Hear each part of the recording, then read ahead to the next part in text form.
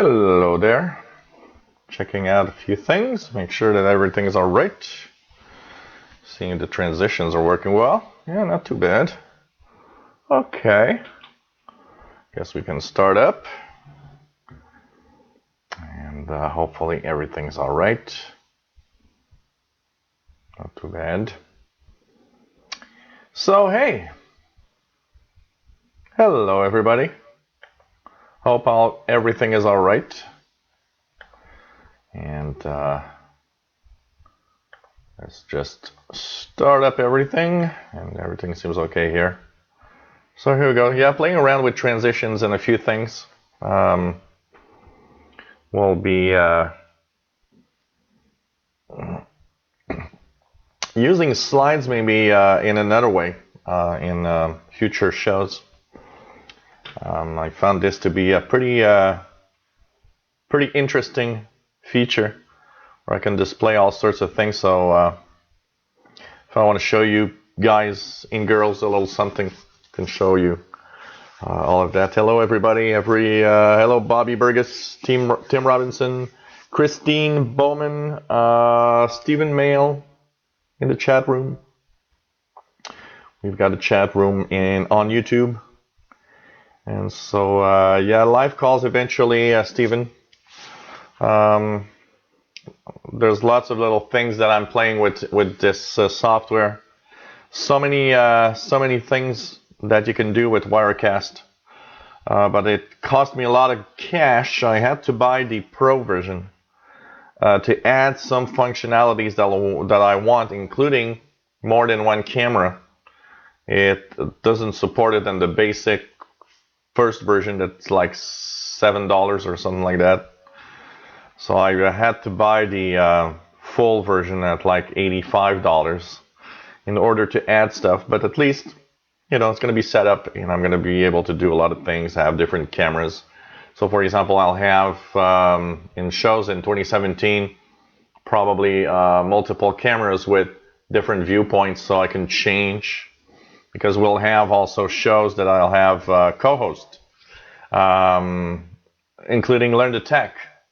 And the new show From the Couch that I was talking about this fall is going to start in January. And it will be with my nephew, which is a gamer. And so he has his own viewpoints and aspect of what's going to happen in gaming and also in what's happening with technology. He's pretty knowledgeable, and so I will probably have From the Couch with my nephew. Will be 2 co-hosts, and so we'll have different things happening. We'll have Skype calls. We'll try to get in some Skype calls and everything. I think that's going to be pretty cool. So it's going to get kind of complex, and to a point where I might actually even need to have somebody that's going to operate the computer controls, because it's going to be a little too much doing the show and everything. So no, it's not a yearly fee. It's a one-time fee, so it's okay for that. It's not too bad. $85 for a one-time fee. You know, well, if it be a yearly fee, it's not. You know, I don't like. It depends on the software, but things like that, I would have looked at other solutions if it would have been a yearly fee. It's a one-time fee only, so and it includes a certain number of upgrades to the software. So hello everybody, Grateful Pearls. We have Shali Kizar. We have Albert Zappa. And we do have Peter Sargent, Bobby Ross, everybody in the chat. And we'll come back to you guys at the end of the questions that I have here. That also is going to change. We're going to have more interaction with you know, everybody, and less a little less questions from email. So we're going to play around with that also. So lots of things coming up, and I hope that you will enjoy the shows. So this is the live tech show number 55. We are Tuesday, November 29th, 2016. incredible. Next week is going to be December already, which is pretty amazing, and I'm always surprised at how fast Christmas gets here. This show is every Tuesday at 3 p.m. Eastern Time. That's 2000 UTC, which is, I believe, for winter time the same in the UK as UTC, so in the UK it's 8 p.m. also. And we answer your questions. Where do you send your questions? Well, two ways. Slowly we're making that transition. The best, if it's a complicated question, helpwithyourcomputers@gmail.com. Sometimes there are some specific questions that need a little bit of digging into. So it's fun when I know it in advance so I don't look like an idiot on the air. Well, and of course not. I mean, you know, some questions are a little more tough than others, so you need sometimes to verify. And each problem and each computer problem is so unique sometimes. You know, a lot of people on the channel are a little mad. They say, well, why don't you answer all the questions? Yeah, well, you know, you got a specific error message on your PC. I don't know, because it might be a very specific, as a tech guy, I'd say about 25, one problem out of 4 is a very unique problem related to the computer that you have with the mix of software that you've got installed. So that's, you know, impossible at a distance to answer, because at least a quarter of all the questions are very, very unique problems. And I don't know your environment. You know, I'm not at your place in viewing how you work and how everything is working together. So it's not always easy. And my name is Gilles. I'm located in Montreal, Quebec, Canada. And of course, we are here every Tuesdays to answer questions. And hope everybody is quite all right. Nice to see all of you in the chat and see everybody here. So, okay. Yeah, like Tim says, phone call troubleshooting. You know, sometimes the client, you know, the worst for a tech guy, you know, is what? Is you install something and you show the person a few little tips on how it works. And then she calls you like 3 times and she's like, you know, you shown me how to do this. I don't remember. Can you just re-explain it quickly? And you're like, yeah, okay. Well, on the upper right, you've got this menu. Well, I don't have the menu. Yes, you do have the menu. Are you in that program? Are you on Skype or are you on, you know, did you start the program? Yeah, okay. On the upper right corner. Yeah. There's this little icon and it says this thing. And it's like, and after 10 minutes, it's like, oh yeah, I see it now. Okay, and you haven't even done anything. It just took 10 minutes for that person to find what is there. And for me, it's obvious, but for a lot of people, it's like, I don't see it.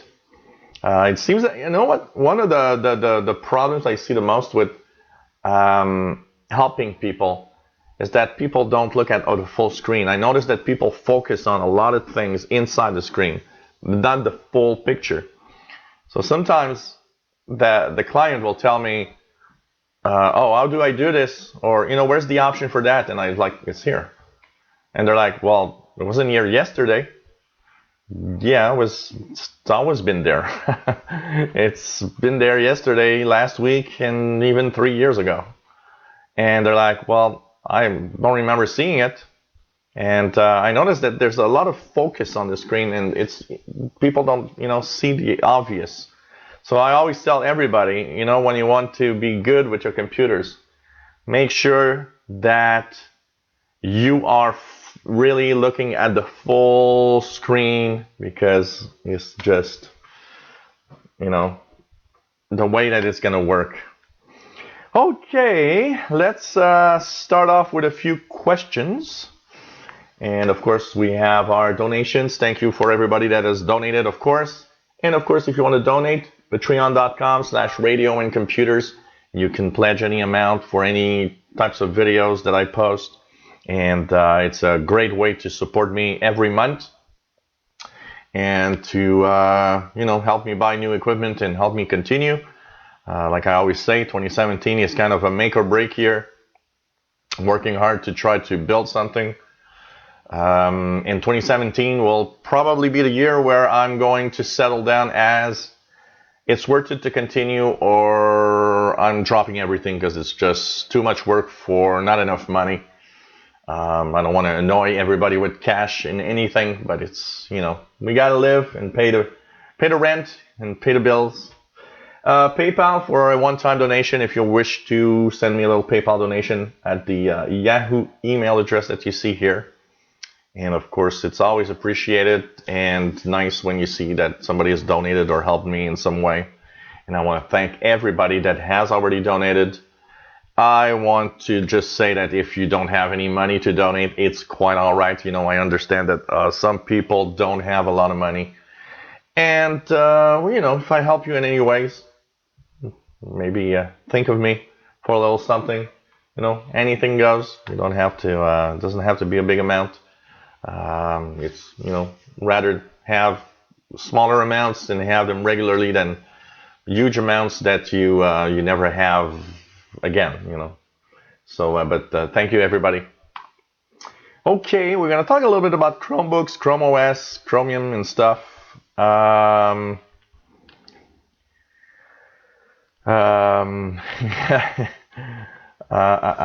Okay. There's a few things. First, we have. So I had a few questions from people, including questions from. There's Stephen Mail that has, of course, sent me all sorts of information about Chromebooks and with all sorts of details. And a lot of the Chromebooks that you have shown me in the with the specs are pretty good. For like that Acer Chromebook that you've sent me, Acer Chromebook 14 CB3 431C5 FM, which is really nice. For $229.99 shipping, pretty cool.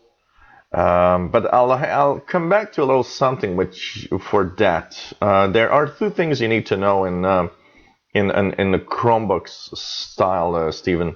And also, I've seen your post where you sent me that message where you tried Chromium, and it was far from being something that you found interesting, and you had a lot of glitches and issues. So basically,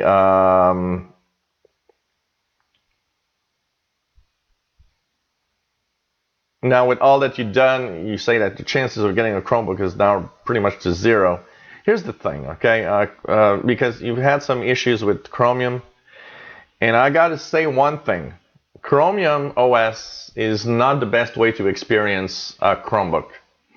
Why? Because a Chromebook has been specifically designed with the drivers and everything needed for that device to work well with the Chrome operating system.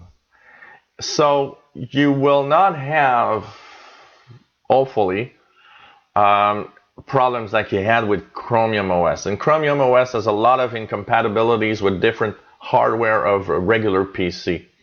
So don't take that as, well, okay, after using Chromium OS, I just don't want to know, or just don't want to use Chromebooks anymore, because it's not true to the reality of what a Chromebook is, and it has a lot of glitches depending on the hardware that you used also.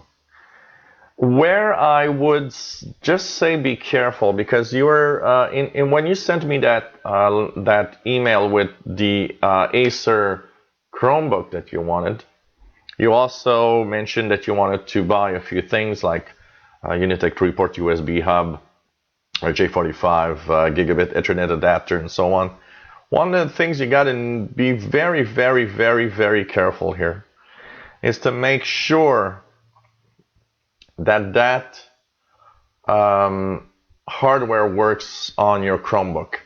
Now, I know it says Chromebook, Pixel, and so on, and these adapters seem to work on pretty much everything, but in reality, there are a few issues with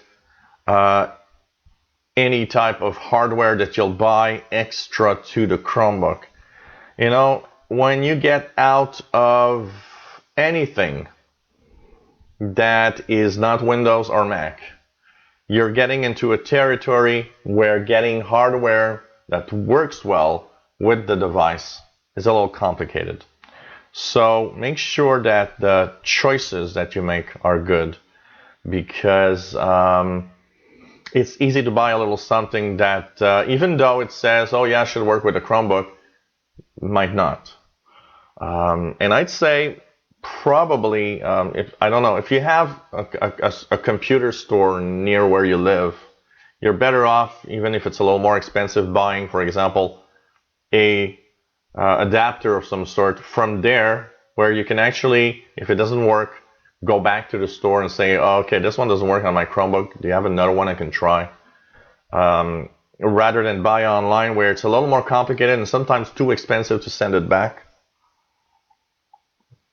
So, I mean, that's the major problem here. So be careful with what you do.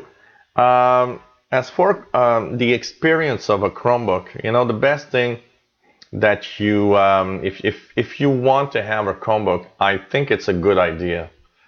Once again, don't base your experience on Chromium OS.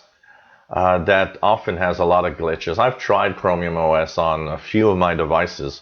It didn't work at all. I had zero good experience with Chromium OS.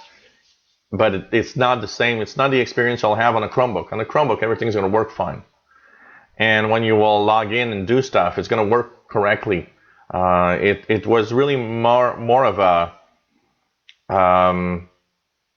it's really more of a problem related to you know, the hardware you had in Chromium OS. As for the rest, just make sure that if you buy something that needs to fit your Chromium, your Chromebook, that it is correct and working. Is there a particular reason why you want to have an Ethernet adapter for your Chromebook?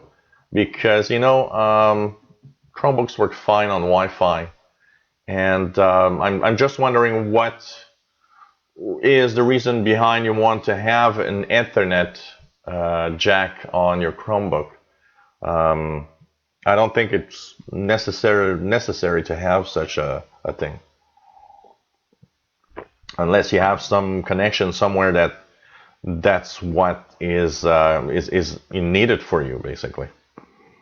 So you know, I wouldn't take out if you are to buy a Chromebook and you're not sure. Maybe, you know, think about it as either two things. Either a experiment, something that, okay, I want to have something different, and I decided I'm getting a Chromebook. I want to play with a Chromebook, and you'll see how it goes and how well it is, and if you like it or not. If it's really something because you're thinking, I want to migrate out of Windows because I'm having too much problems, I got to say, you've got more problems than the average person that I see every day. And that's, you know, that intrigues me a lot as to how the setup is and how you are set up at home also.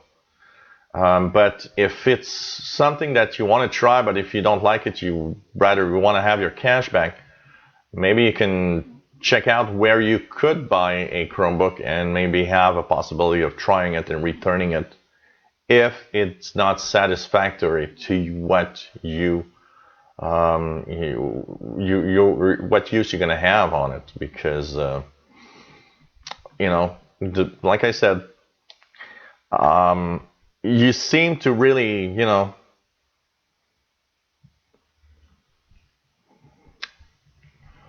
yeah, well, Wi-Fi is okay. I don't know why you don't like Wi-Fi exactly, because Wi-Fi is pretty much what, you know, you'll have going forward. And so I'm wondering, yeah, and is there an aspect of Wi-Fi you don't like, you know, specifically? I'm kind curious.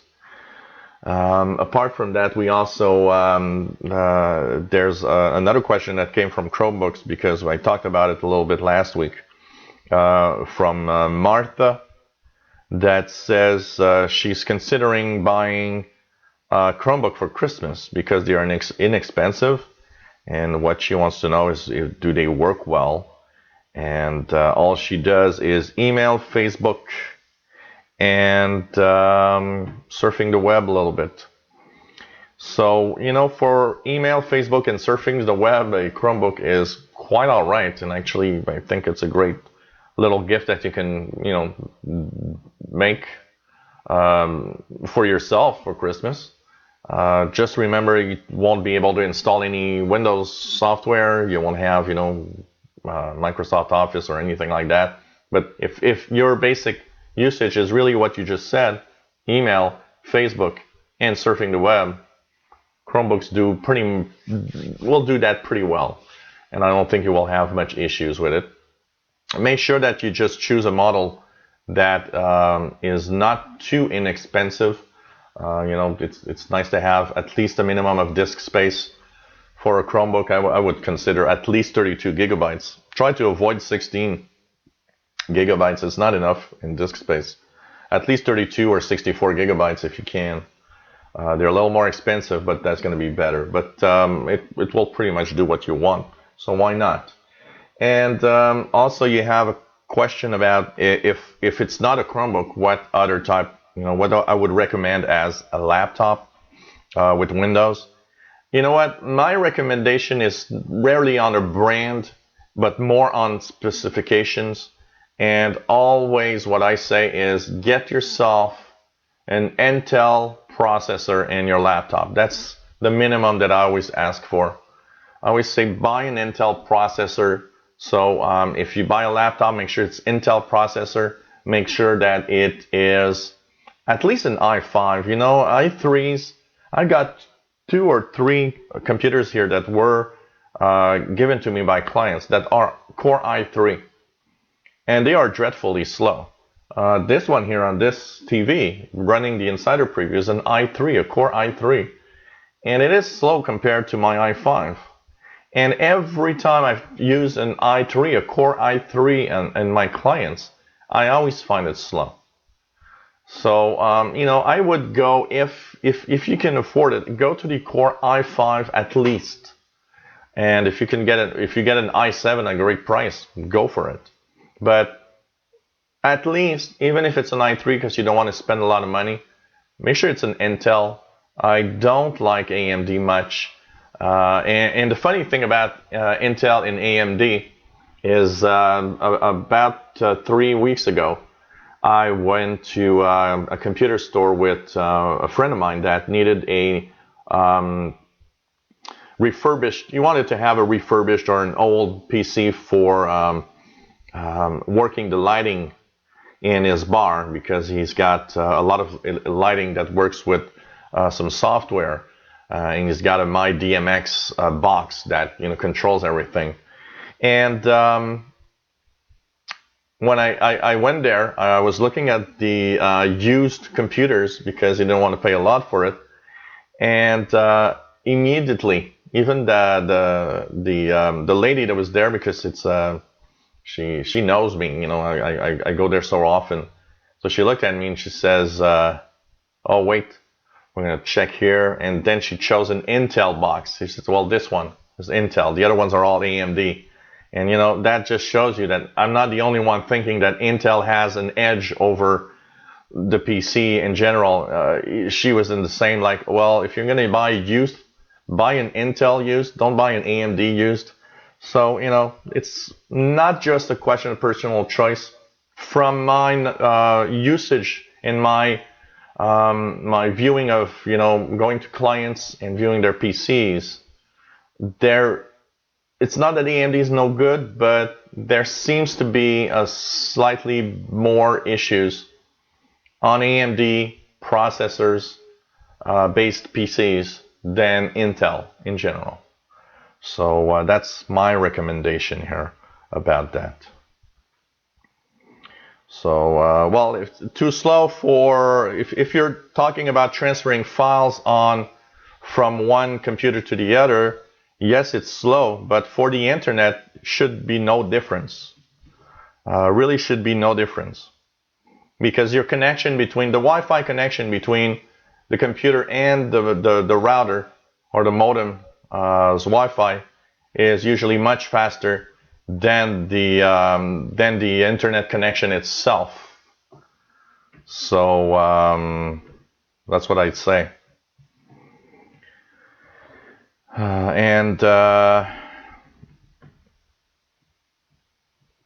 So, you know, a lot of people in the chat room saying, yeah, I wouldn't get anything else than an Intel. And yeah, in general, Intel is better.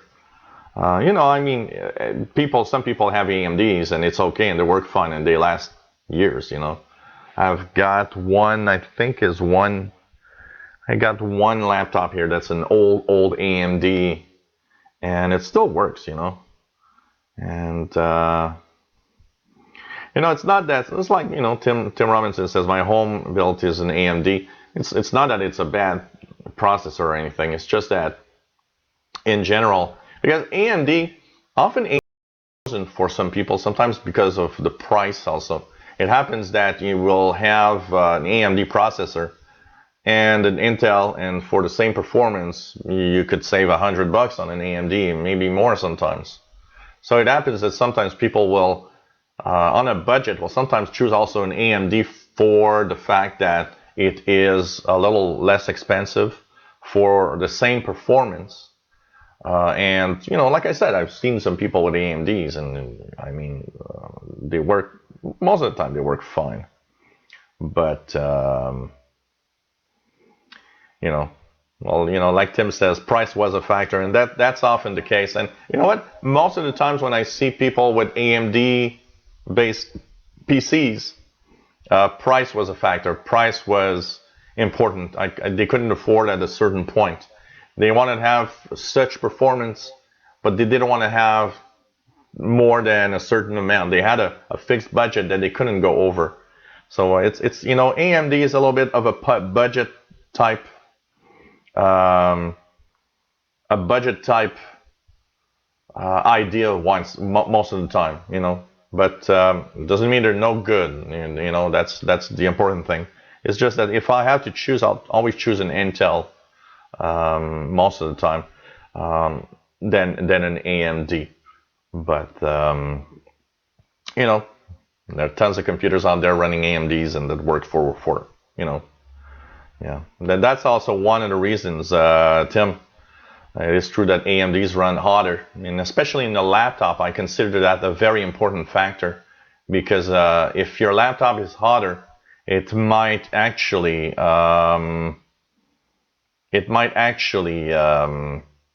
you know, overheat too much and create problems. You know, laptop, the hotter laptop gets, the less it will last long. So, you know, as for all the latest generations, you know, the newer generations of Intels also have, you know, run cooler. They are powerful. They are, in a laptop, they add more battery life. So there are things like that are so interesting. But whatever you choose, and even if it would be an AMD based laptop, it's probably going to be fine. You got to respect the budget also that sometimes we have to put on these things. I got some questions. Interesting. Before I answer that, I will answer a question that I don't want to forget, and it's a question that comes from Alexander Eric. Alexander asks about the Google Play Store that no longer will be working on Android 2.3 devices. So he's wondering where are some reliable resources to download APKs to the device. For those that wonder what that is, an APK is the installation package of an app. in Android. It's an APK.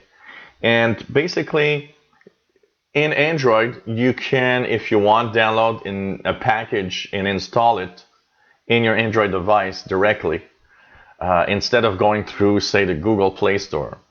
Now, on modern devices, I always say go through the Google Play Store because it's safe. Google Play Store keeps you safe, where downloading APKs from websites is a little dangerous security-wise.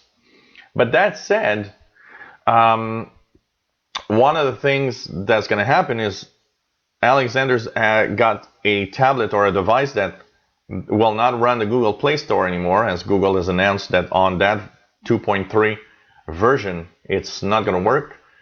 He's wondering where you can get safe APKs. Look, I don't know exactly what to say, except I'm going to mention to you a few places where you can maybe get some.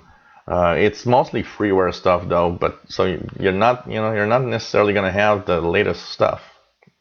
Then again, a lot of the latest stuff will probably not work anymore on 2.3. But you can check out, there's androidfreeware.org. That is an interesting place. Seems to have a lot of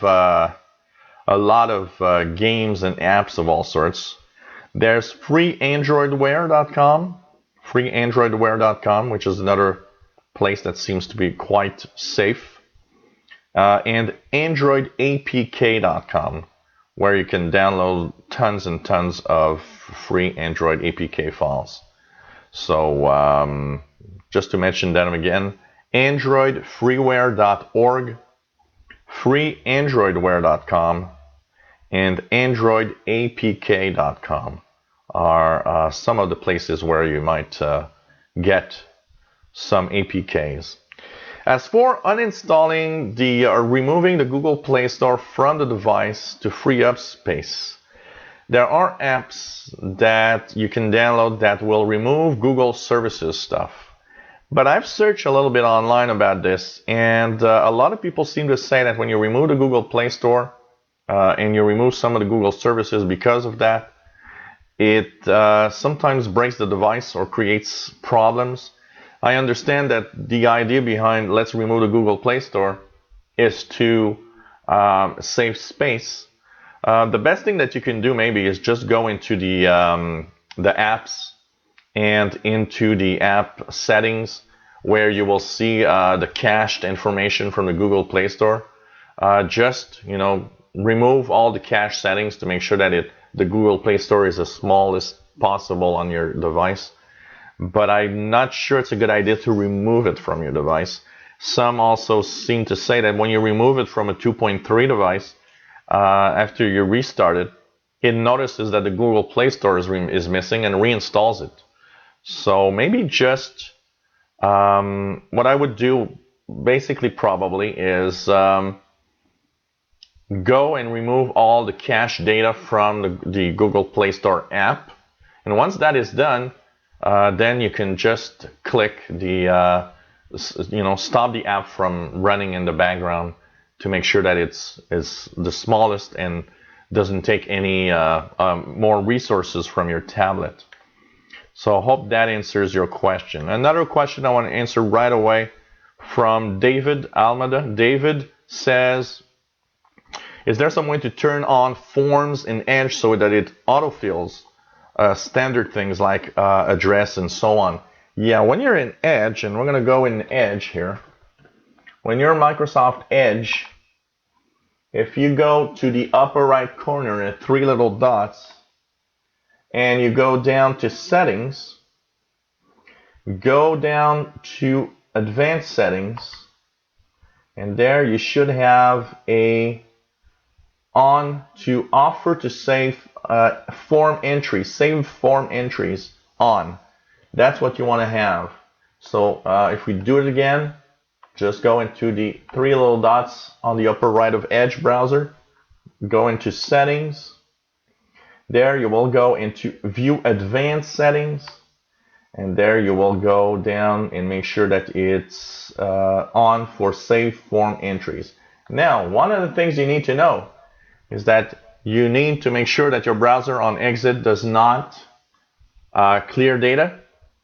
and you got to make sure that you're not using a software or doing anything that will erase temporary files and stuff like that, because that will remove also your form data. Just be careful.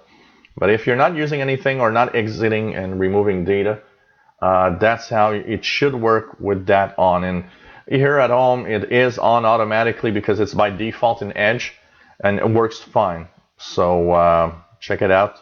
Probably should work okay.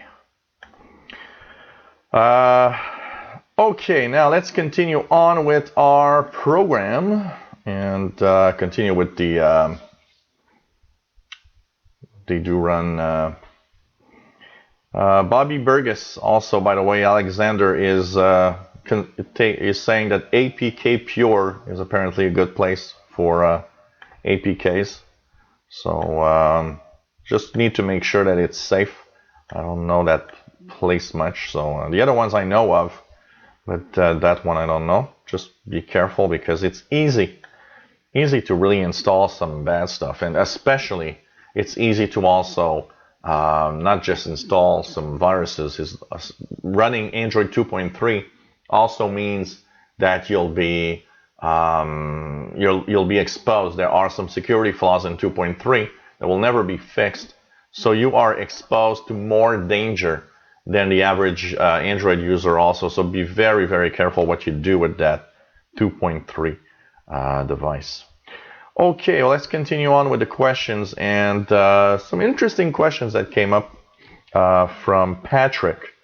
Patrick says, hello, loves the show, and basically what he's got as, he looks at my news bulletins every week and he enjoys them very much, and some questions arise from some of the things that I talk about.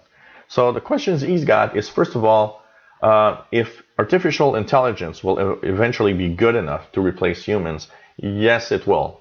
That's not even a if it will. It is a yes, it will. There's no doubt about it. Already, some call centers have automated services that are so good that it's difficult to tell between a real human that's talking to you and a computer that's just answering the questions that you're asking. So yes, they will, and we're not that far off. Actually, you know what?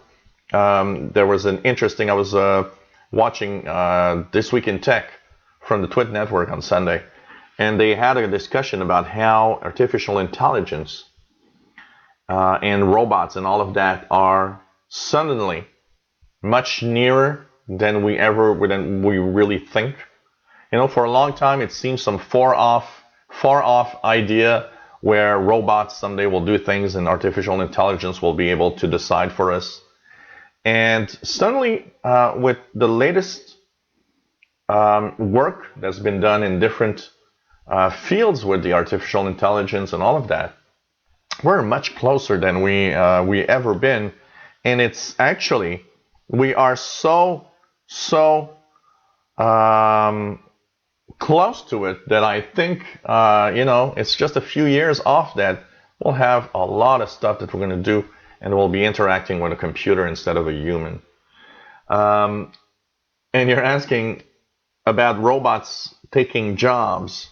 And you know what? Artificial intelligence and robotics bring together something that is quite amazing. Because a computer can now be aware of its surroundings with cameras and sensors and everything, and with good artificial intelligent programming, self-driving cars now can go on the road safely. Google showed this with its self-driving cars in California, where they are going on the road and doing every maneuver right, and up till now showing that actually they are better drivers than humans. And so, yes, there is actually a big danger in the next 25 years. And there was actually a very, very, very interesting article that I've read, I think it was last week. An article that was talking about artificial intelligence, robotics, and robots in the workplace. And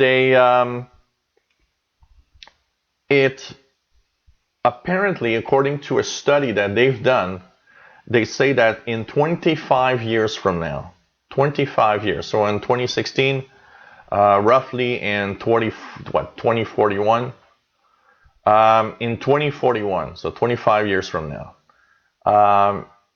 up to 50% of US jobs will be done by robots or computers. So imagine 50% of jobs that are actually right now done by a human will be in 25 years, according to that study, done by computers and robots. So that's scary when you think about it. And you know, that article gives us also another sight of, okay, but we're going to have all of that workforce, all these people. What are you going to do? What's going to happen is the main jobs that are easy to do are going to be done by computers.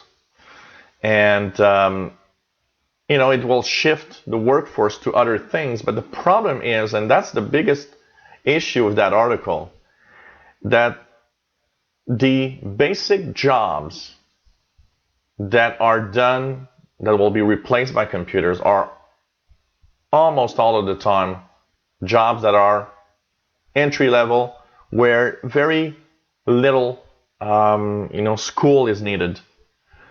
And the problem is, a lot of people are there.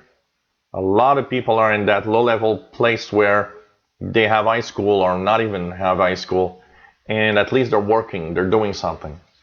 But imagine, you know, people that work in shipping, people, even, you know, even taxi drivers and higher-paying jobs like truck drivers, you know, self-driving cars and self-driving trucks. They have the advantage of being on the road 24 hours a day, requiring really low really low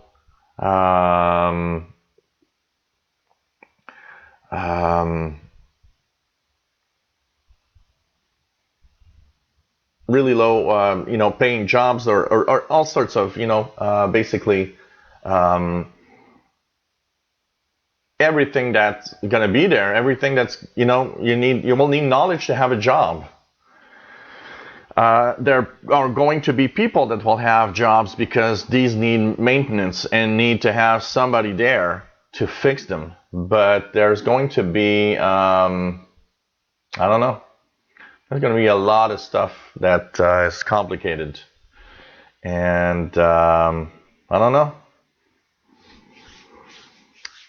That's something. You know, I hope that number of 50% is not there, because that's scary, because you know, it could come to a point where unemployment might rise because of the robots.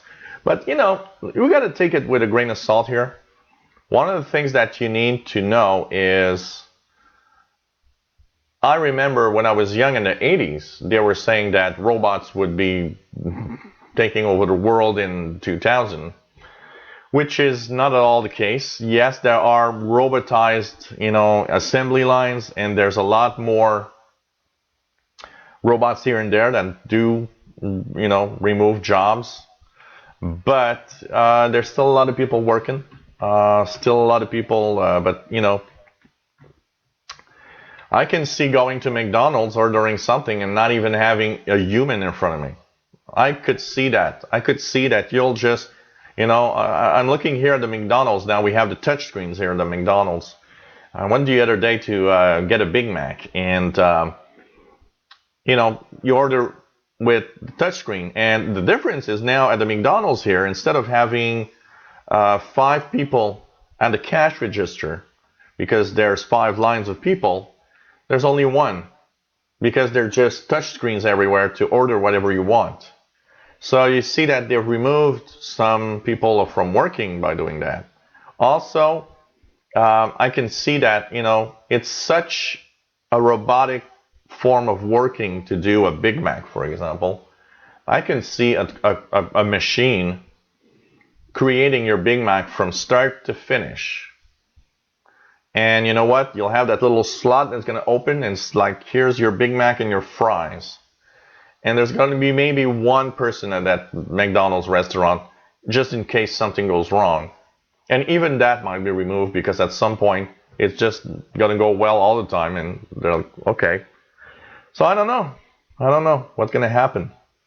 But it's pretty interesting. And Patrick's mentioning is, he says what he's talking about is the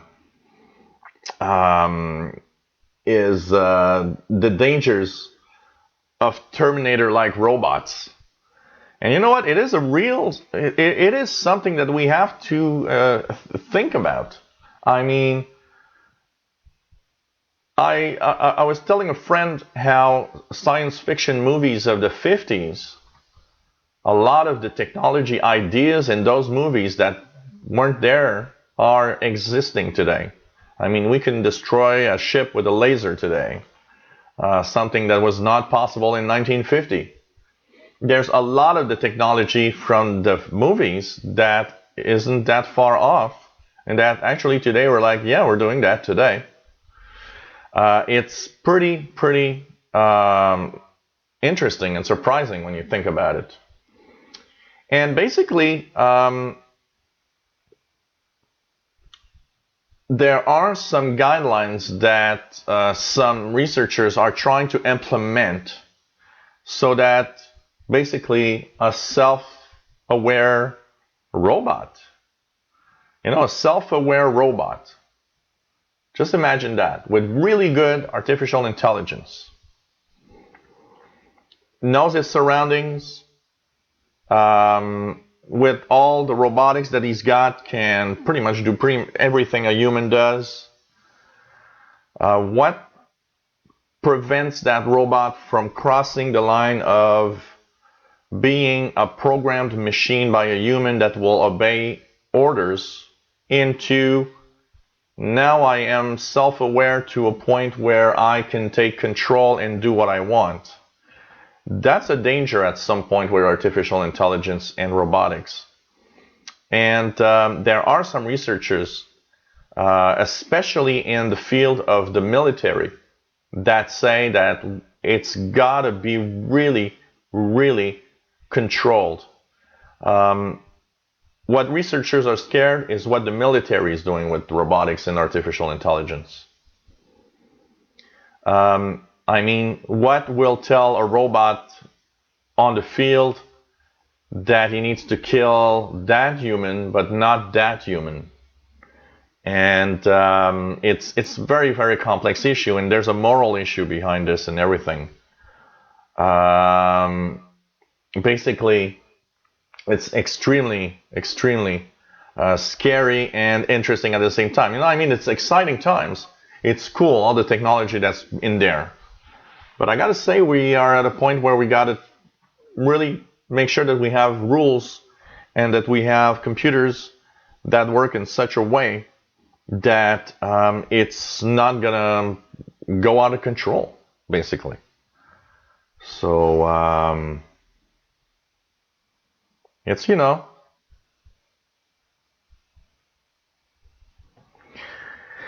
anything is possible, Tim. With, I don't know, in a robot, we still have robots that are pretty much self-aware of the environment that you give it, but they don't understand what empathy is, or they don't understand how to be, they don't understand sadness or what's funny, or it's something that's very human right now. But I can tell you, surprising what we can do in the future. And one thing that will happen in the future, even though there are still right now some guidelines and rules, you're not allowed to do this or that, I can tell you that if humanity is still here in 1,000, 2,000 years, I can tell you there will be robots that will have a human brain, and that will interact with the environment. And that robot will have the possibility to And it's still going to be a robot because it's just the brain that's going to be biological.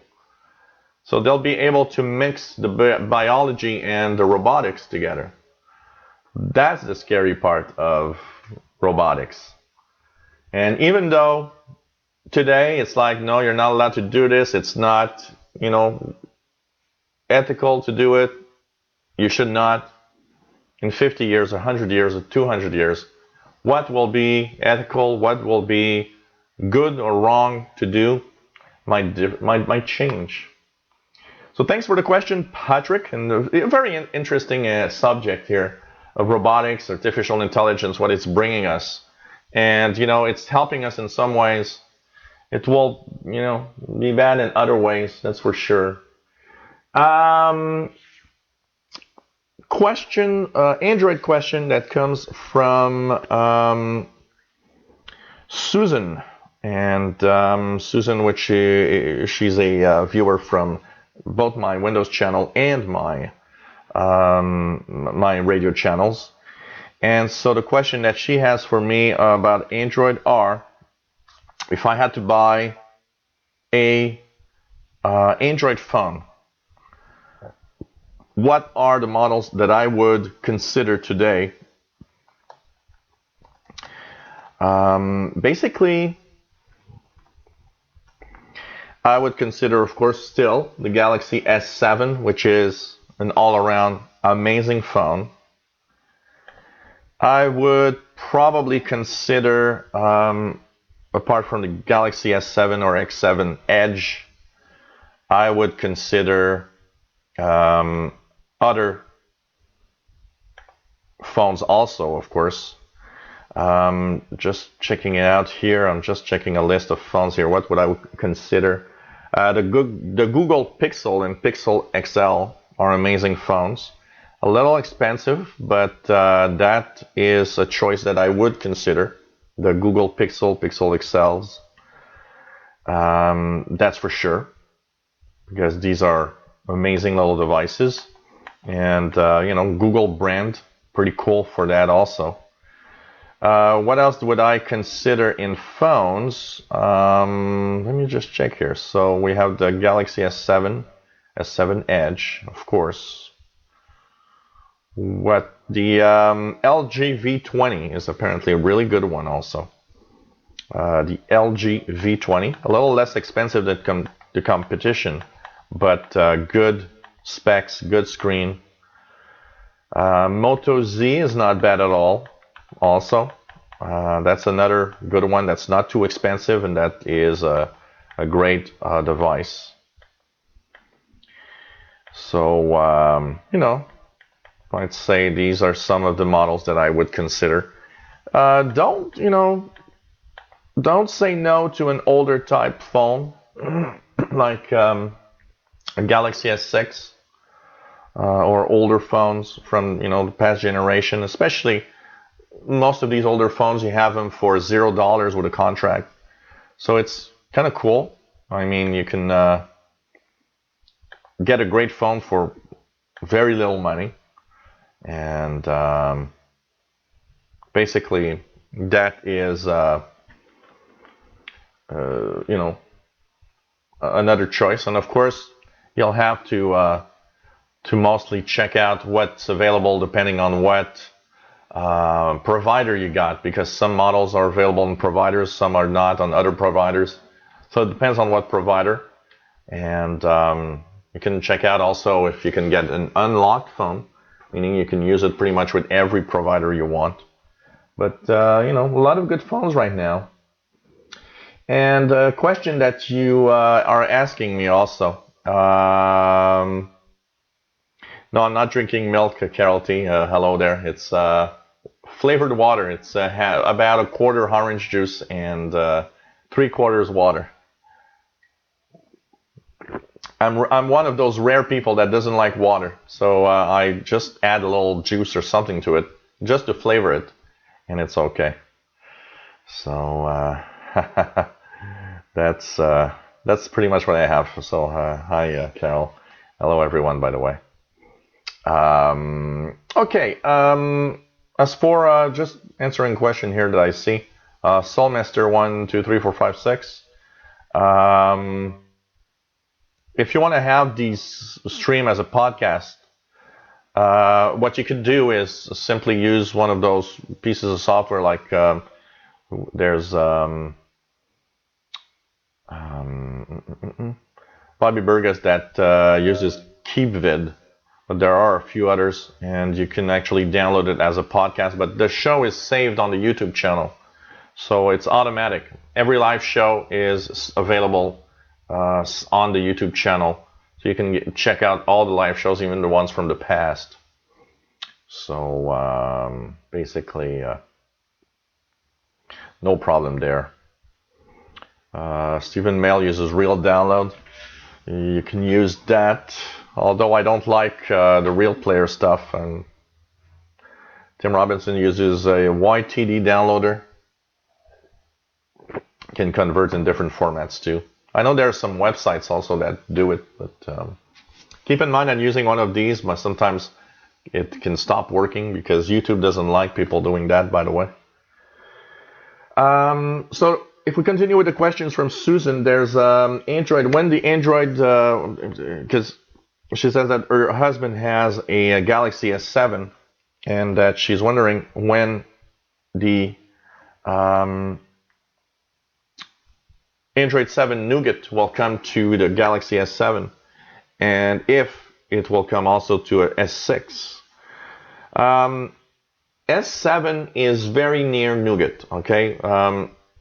I've heard that maybe before Christmas we could have Android 7 on our Galaxy S7, and I'm really looking forward to that. Now, if you're in certain markets like the United States or the UK, you can download, there's a program, beta program, where you can download the trial of Nougat on your Galaxy S7. But if you want to wait, apparently, let's cross our fingers, we would have it before Christmas, which is not too bad of a delay if you consider the time between the release and when we get it on the Galaxy S7. Galaxy S6 apparently will have it also, but that will be longer. The S6 might not have it before the end of next year. So patience for the S6. But S7 users, S7 Edge, maybe before Christmas will be on Android 7. That would be a good Christmas gift for me. And you say, what if you don't want to upgrade to Windows to Android 7? Basically, you know what? That's something that you don't necessarily have to upgrade. On Android, you can just like say, well, I don't want to have this upgrade, and stay put on an older.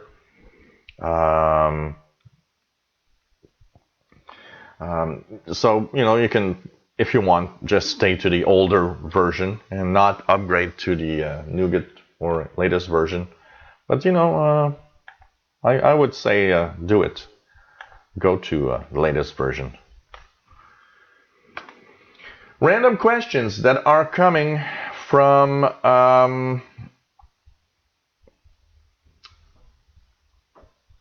a user called Fabrizio. Fabrizio is in Italy, and the question he's got is that, first of all, he's wondering if he should put the amount of money required for an 8K TV. And I'll tell you two reasons why you should not right now. First, 8K is still in the works, and there's like so little 8K stuff, if none at all, that it's a waste of money paying too much for an 8K TV. Also, the question you're asking is that you have a 4K TV and you've got a regular HD TV that's older, and you're wondering because you don't see much difference between HD and 4K. Look, you know what? When you're in HD on a TV, you're already at a pretty good resolution. 4K will show up as better on some content. It all depends on the content that's displayed on your screen. You, of course, need to have 4K content for the TV to look better. And you need to have uncompressed 4K to have it looking better. That means you need something like 4K Blu-ray or some really uncompressed form of 4K for it to look good on a 4K TV. You know what? One of the biggest problems right now, because people compare the picture quality on their TVs with HD cable and regular cable, and the problem is HD on cable is compressed. It looks bad. And you know, I have some friends sometimes that tell me, "Oh, look how nice it is," and I always tell them, "Look at how the colored, you know, the color palette isn't good. There's like weird pixels here and there."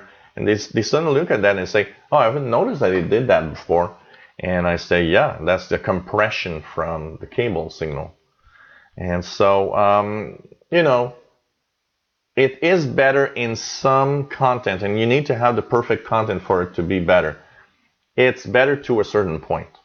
And I mean, an example that I will say is I don't think anyone on as long as the screen's the same, as long as the screen is the same, basically the same size. So for example, if I had 4K, this TV is not 4K. This is HD.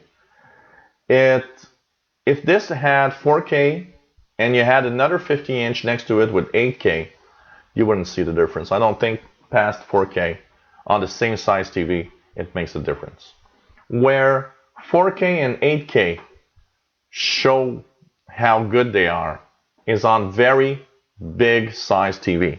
So for example, if I have a 4K TV, this is 50-inch, I'd get 60, 65-inch. And I would see that it's really good.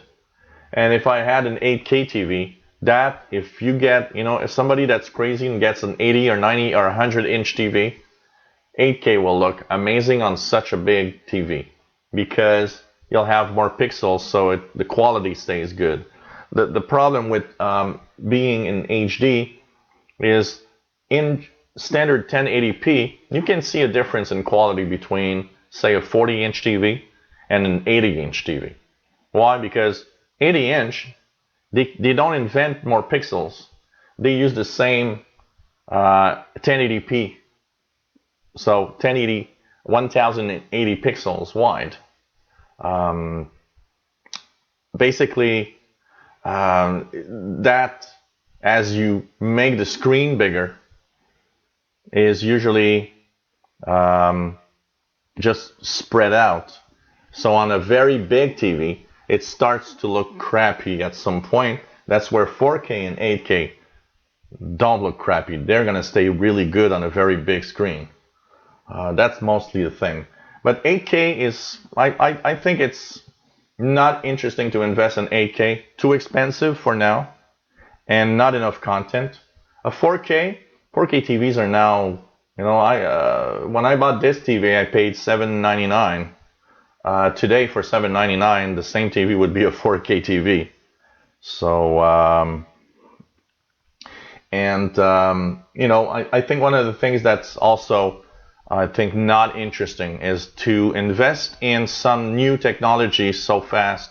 You pay a big price, and you know, and a year or two from now, it's going to be half or a quarter the price that you have it now. And your question, because you have 3 TVs at home, like you've got a 4K TV and you've got 2 older HD TVs that work well, and you were wondering, because you look at specs everywhere, and you say, how long does a typical TV last today? And because he's wondering what will break in a TV today, and so on. Typically, if there's no electronic glitches or anything, okay, because anything can go wrong, but typically what happens in a TV is that the display brightness goes down with the years of use.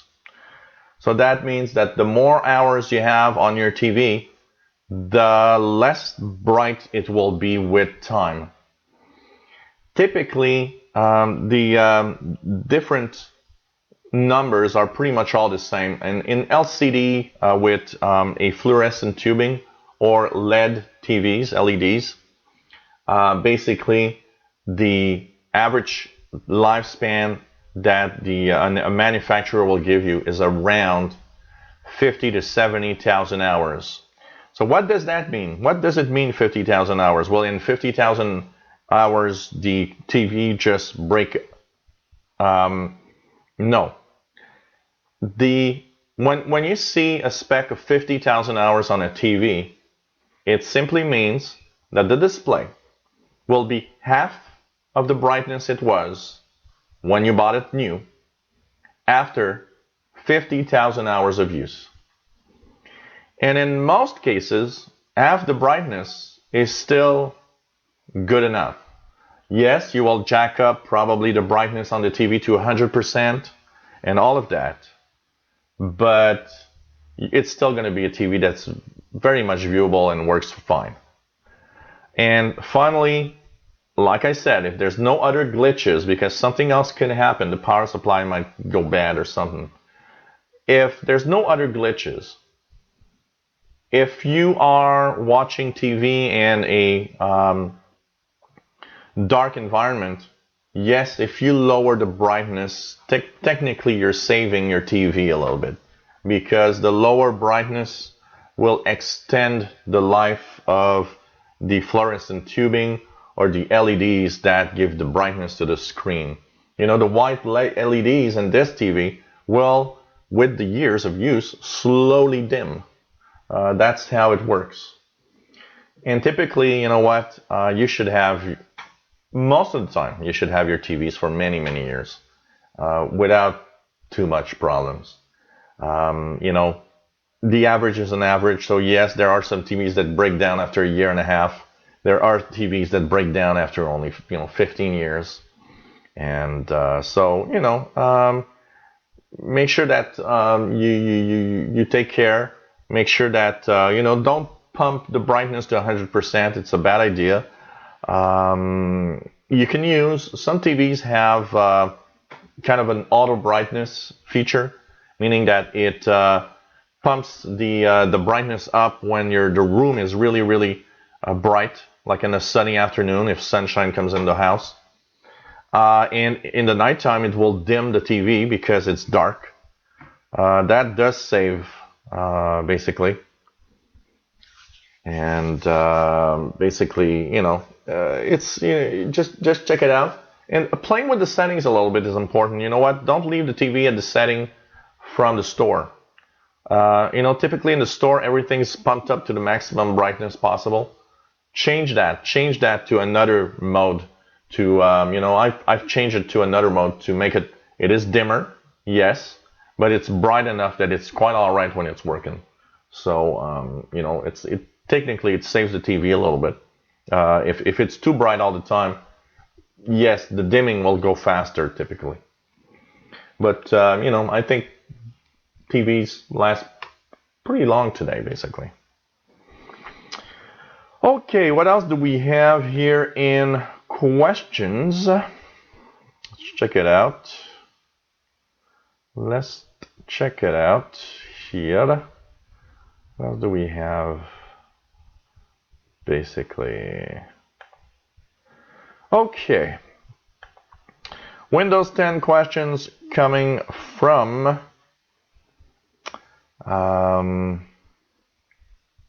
Chuck. Chuck says, hello, first time that I'm writing with a few questions. I've been watching your live shows for the past few weeks. Really enjoy them and often check them out 2 or 3 times during the week. I learn a lot from your videos. Thank you very much for all you do. Questions that are from Chuck. There's a freeze. There's a lot of freezes on only one of his PCs has a lot of freezes since the anniversary update. He says that he's got 4 PCs at home. One has freezes. The 3 others work perfectly. He's got no issues, no glitches at all, and been really happy with the anniversary update. But he's wondering what to do and what could go wrong with the freezes. It could be the upgrade process, something went wrong with one of the files. It could be one of the drivers of that specific machine that's having issues. From here, what I would suggest to you is to go into the settings panel, go into the update and security, and let me just show you here. So go into the settings.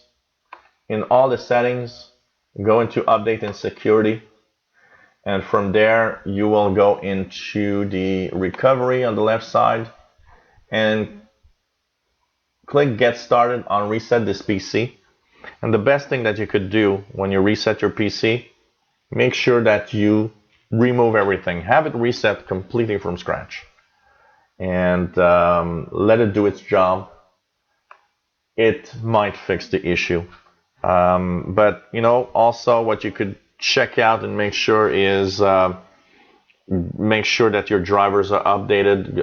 If you have a brand PC like a Dell or a Toshiba, go to the website, the manufacturer's website, and check out if they've updated their drivers maybe for the anniversary update. I've seen some people that happened, some freezes, and the manufacturer actually updated drivers that you can download and install for the anniversary update itself. Also, another question you're asking is that you are using, you've been using actually on one of your PCs, Live Mail, Windows Live Mail, and that was on Windows 7. Now your Windows 10 computers has Mail app, and you're wondering, is there a way to import Windows Live Mail stuff like your folders and emails into the Mail app?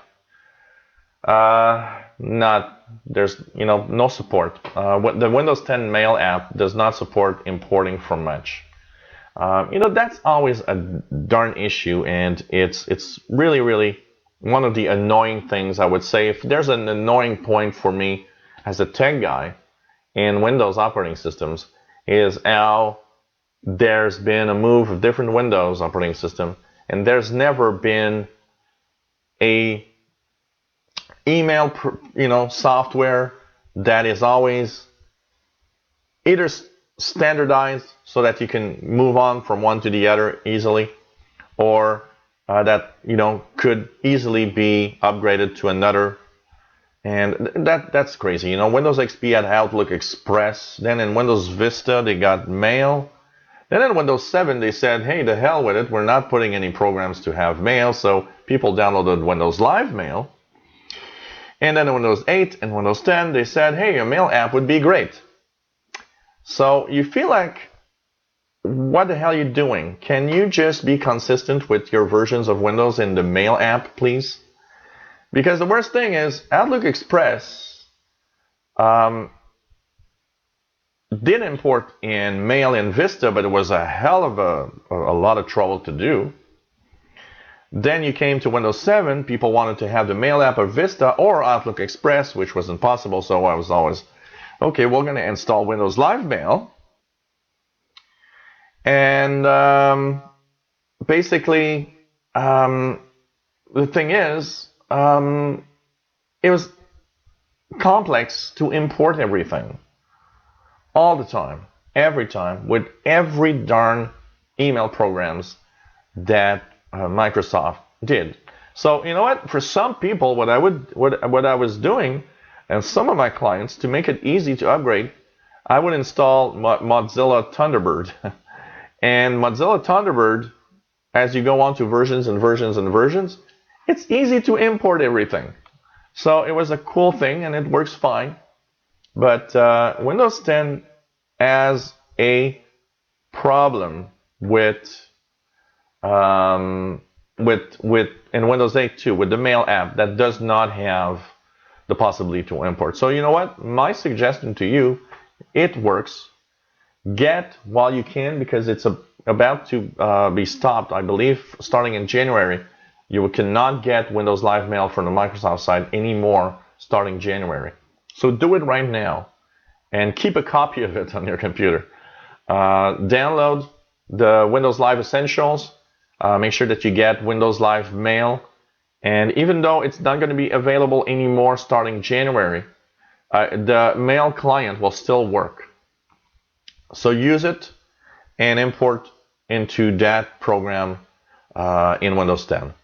I mean, it's just so darn complicated with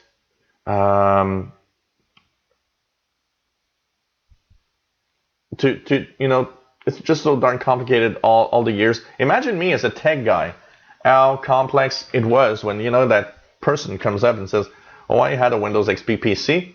I was using Outlook Express. I've got 300 folders and 15,000 emails, and I need to keep all of that." And then she's got Windows 8 or 10, and you're like, okay, okay, what are we gonna do here? Well, and you get the bad side of it is that the client's frustrated. Well, why can't I have Outlook Express? Well, you can't because it doesn't exist anymore. And people don't understand those things, and you're the tech guy that's stuck in the middle between Microsoft not being consistent and the client being frustrated, and you're like, okay, we can install Windows Live Mail, and yeah, that's what I was saying, Patrick Manny. Windows Live Mail, it support stops in January, I believe, and so it's you can probably download it still now. I don't know. Let me just check out here. Is a Windows Live Essentials. Let's check it out here with Edge. So what about Windows Live Essentials? Is there still a download possible? And yeah, in the Microsoft support, you still, if you Google it, let's check it out. So what does it say here? Okay, end of support January the 10th, and you can still click the download now button. So do it while you can. But January 10th, support will be ended. But it's still going to work after January 10th. It's just that there's no more support from Microsoft. And it will not be updated again. So, basically. And apart from that, another question that you got is your father's computer has an upside down screen and you're going crazy and trying to fix that. It's an easy fix. It's because he's got an Intel chip in his the graphics adapter is an Intel, and he's actually accidentally crossed the wrong keys on the keyboard. So basically, all you need to do is, depending on the machine he has, do either Control Shift and the up down keys on the keyboard, the arrow keys. That will change the orientation of the screen. In some computers, it's Control Alt and arrow keys on the keyboard. So it depends on the machine. Control, CTRL, ALT, and arrow keys, up, down, left, right, will of course shift the screen 90 degrees, 180 degrees, and so on. And some is Control Alt arrow keys. So Control Shift arrow keys, Control Alt arrow keys is the trick to fix that problem. Tablets question.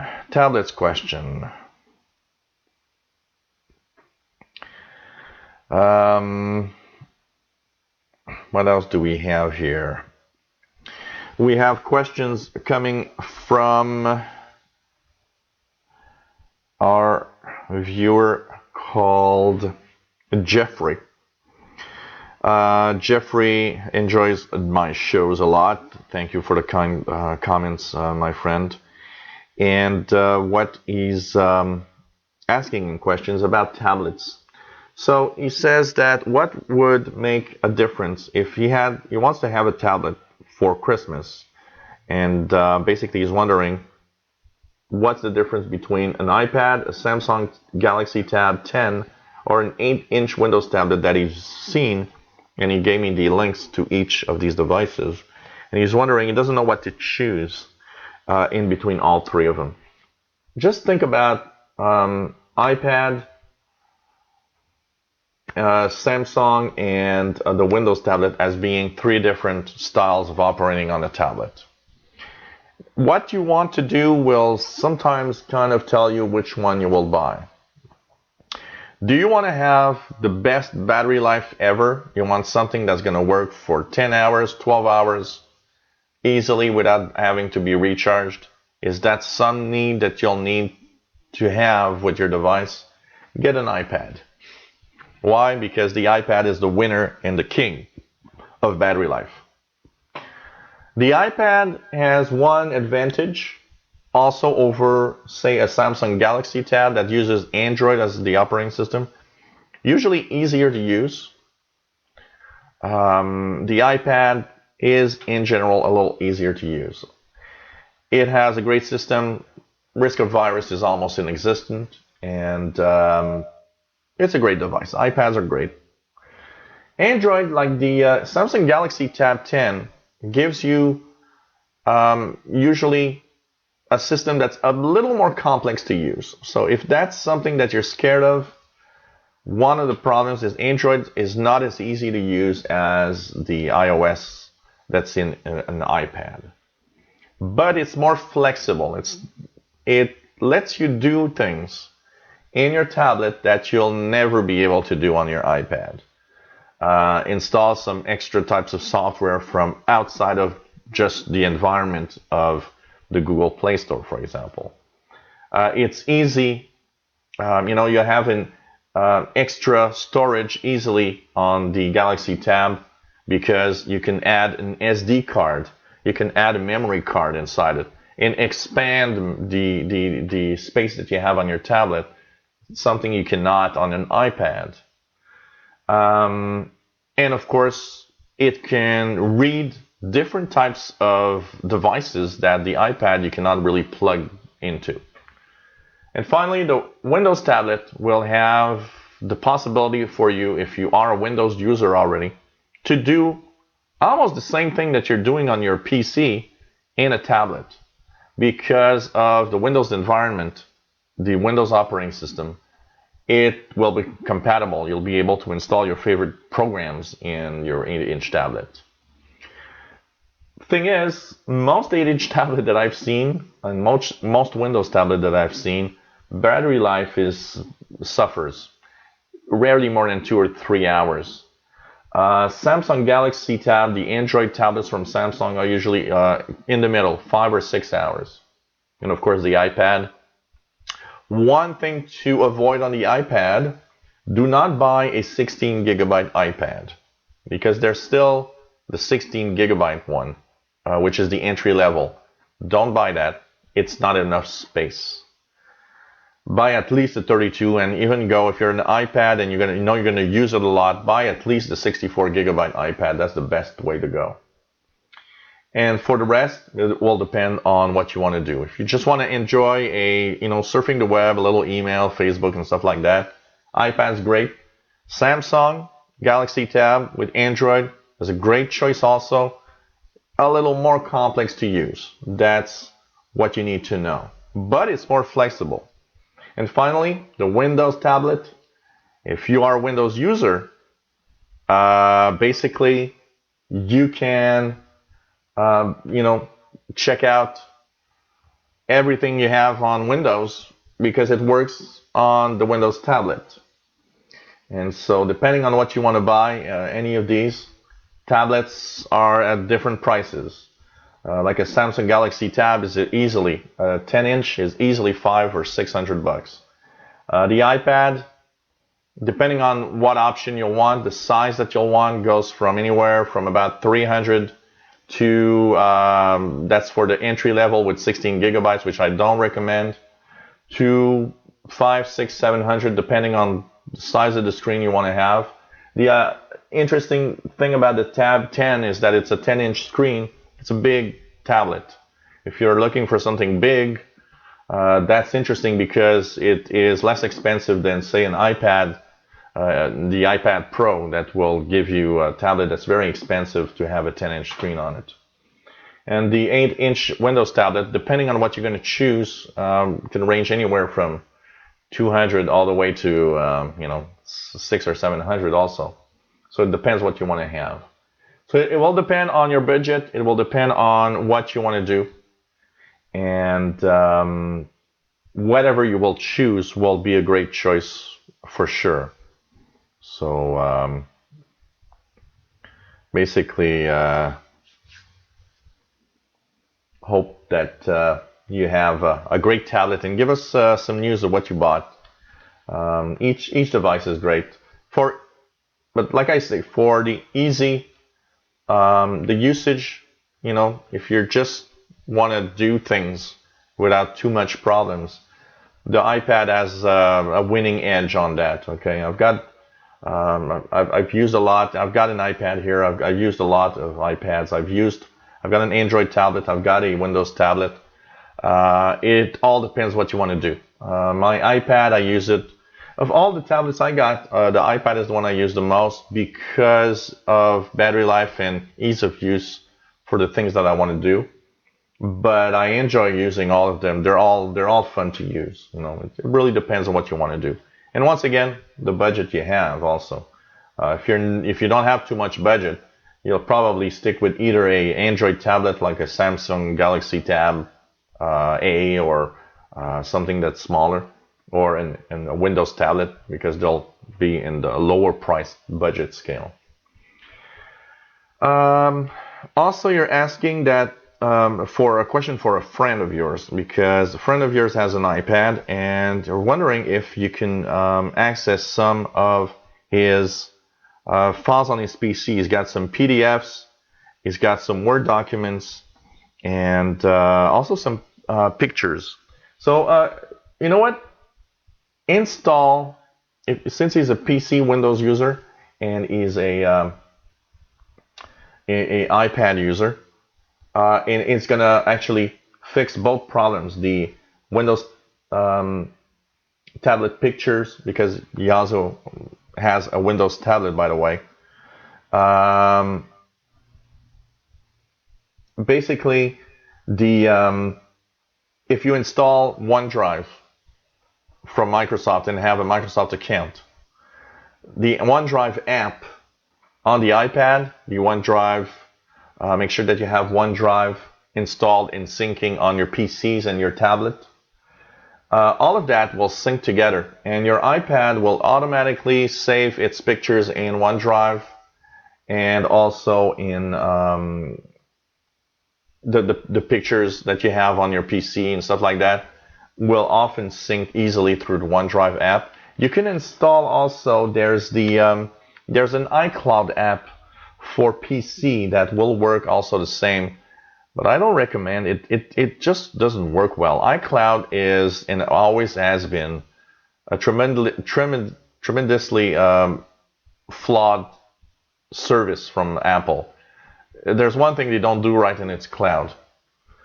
And so I would say OneDrive. You can also use Google Drive. If you have a Gmail, there's Google Drive. Once again, you install the app, Google Drive app, on your iPad, and you make sure that you sync Google Drive stuff with your Windows tablet.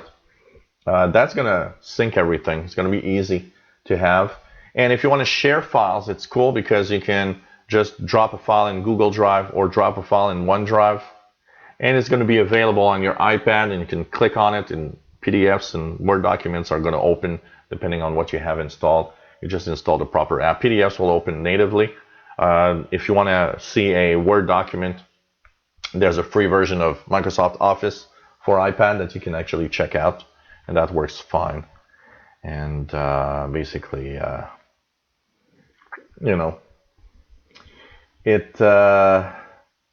it's what's complex in the technology with that, with all of this, the tablet and PC world, is mostly the fact that you know, it's different environments, and you got to have a common point in it. So OneDrive, for example, is cool for that. It's the common point where everything can sync together. And you're watching the live tech show from Montreal, Quebec, Canada. And of course, donations, if you want to help me, patreon.com/radio and computers. You can pledge any amount for a, you know, every video that I post, live shows only. And, you know, you can get out of it anytime you want. It's a great way to support me and support me regularly. PayPal at the Yahoo address, you can send me any amount and help me out. Of course, it takes time to prepare these shows. I take a lot of time and devote a lot of time in, you know, doing all of this. And 2017, like I said, is a make or break year. If I can't make enough of a living, I might not be here next year. Who knows? Let's hope not. Let's hope that things are going to get better. So you can help me any way you want with these donations. They're very welcome. Thanks for everybody that already supported me. And no problem for those that can't. It's quite all right. And thank you. Okay, it's time for the hello to the chat room here a little bit. So, what else do we have? Well, it depends what you want to reset, Bobby Vargas. But resetting an iPad isn't that complex. You just, you know, there's a few ways to reset it. That's not that bad, but it depends, you know. So, okay, what else do we have here?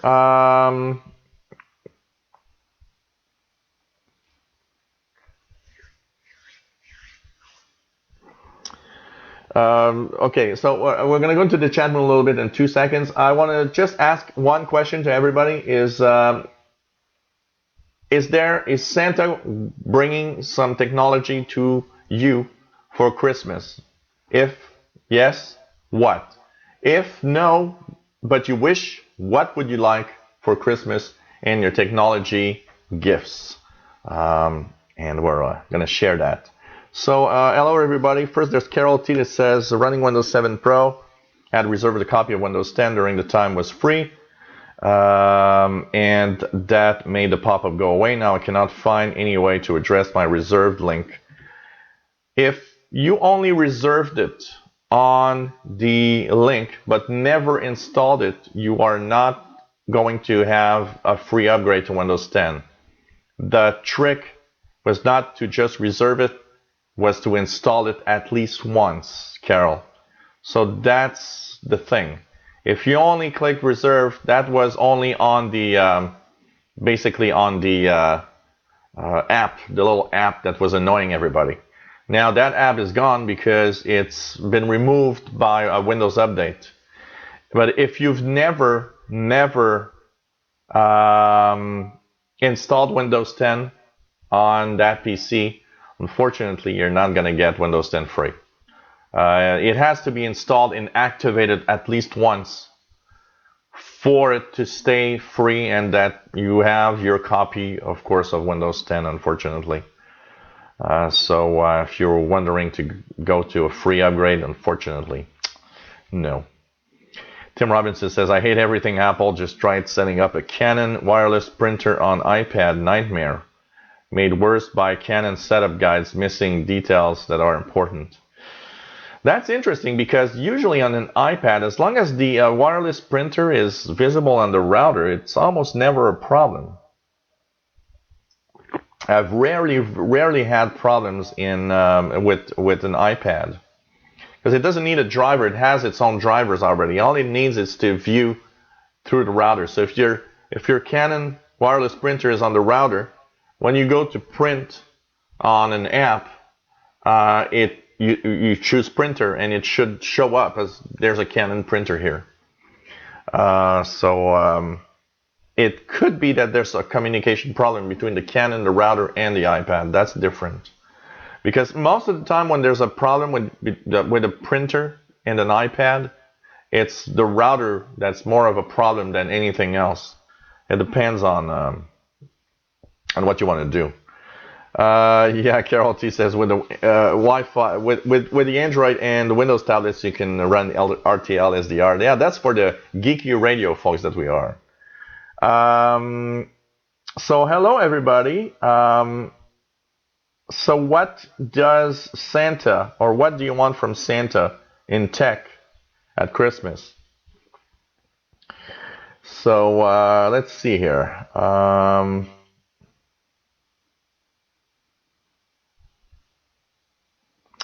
Yeah, Zhang Yuren, you know what? I've seen that a few times. Unfortunately, it happens. There's somebody, a friend of mine, that had the same issue where the PC was reset with Windows 10, and basically it worked fine until there was an update, a cumulative update, and then it actually crashed again.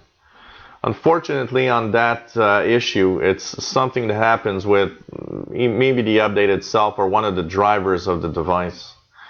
And it's crazy because Windows 10 does not allow you to defer the updates. If you're on Wi-Fi, what you could try, if you're on Wi-Fi, refresh, reset the PC, and once it's working, what you want to do is go into your settings and enter the settings in Wi-Fi. So if you go on Network and Internet, and then you go to Wi-Fi, there's, let me just check it out here. I always forget where it is. Wi-Fi Sense, no, and I always forget where it is. There's a place you can go. Let me just check here. Wi-Fi setting. How it's called? Okay,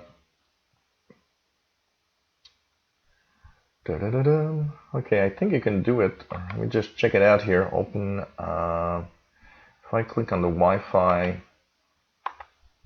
icon itself, I think it's available right here. And go to Properties.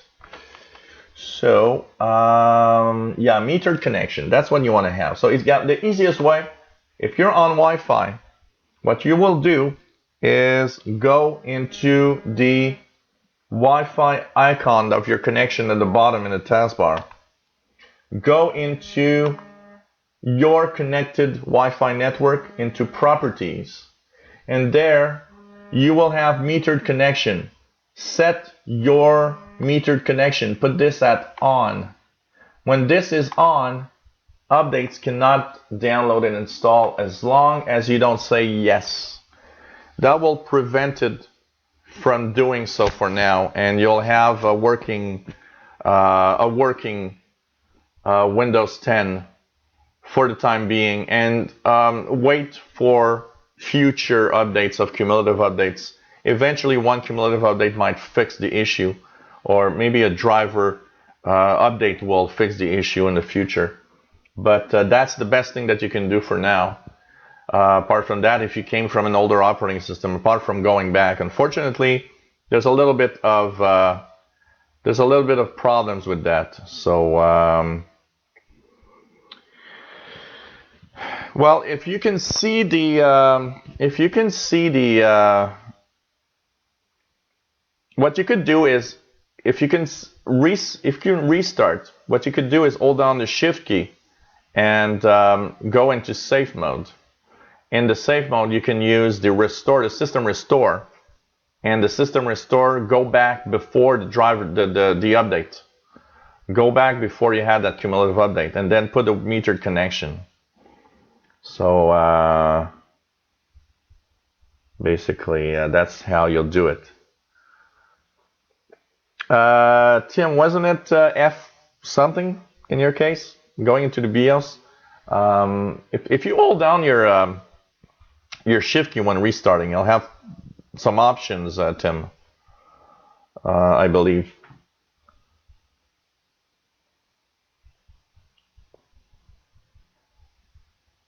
Yeah, it's different from depending on the PC. But some PCs with, because that's one thing that you need to know also, is that some PCs that have secure boot enabled will not get you into the BIOS. They do not give you that option. But if you hold the Shift key and restart the PC from the Start menu, you will be able to choose the different options, including one that will let you go into BIOS settings and stuff like that. So that's the best way you're going to do it. Hold down the Shift key, Tim. Restart. While you're holding the Shift key, go to the Start button and restart. And it's going to restart with the options, multiple options that you're going to have.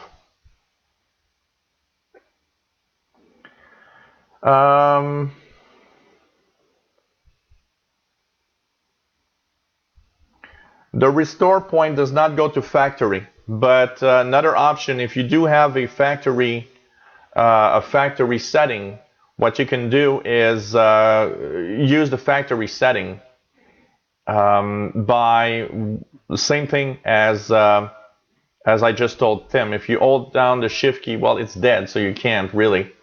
If you can go into the option to get the safe mode, one of the options there in the advanced options is factory reset, where it's going to reset to the factory settings. And then what you can do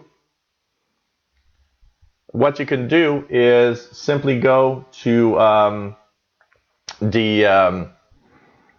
like I just said, the connection, the Wi-Fi connection. Go into the properties and make sure that metered connection is turned on to make sure that it doesn't.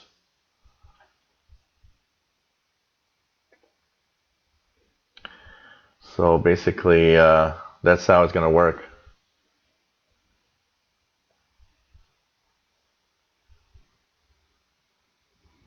Okay. Then you might need to have it go into the advanced options and have a factory reset from there. It is possible that in some cases you have no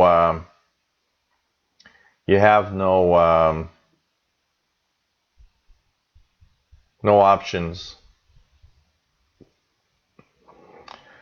So you can choose factory reset if you don't have any restore points by going back in those menus. It's very complex because each PC is very different, and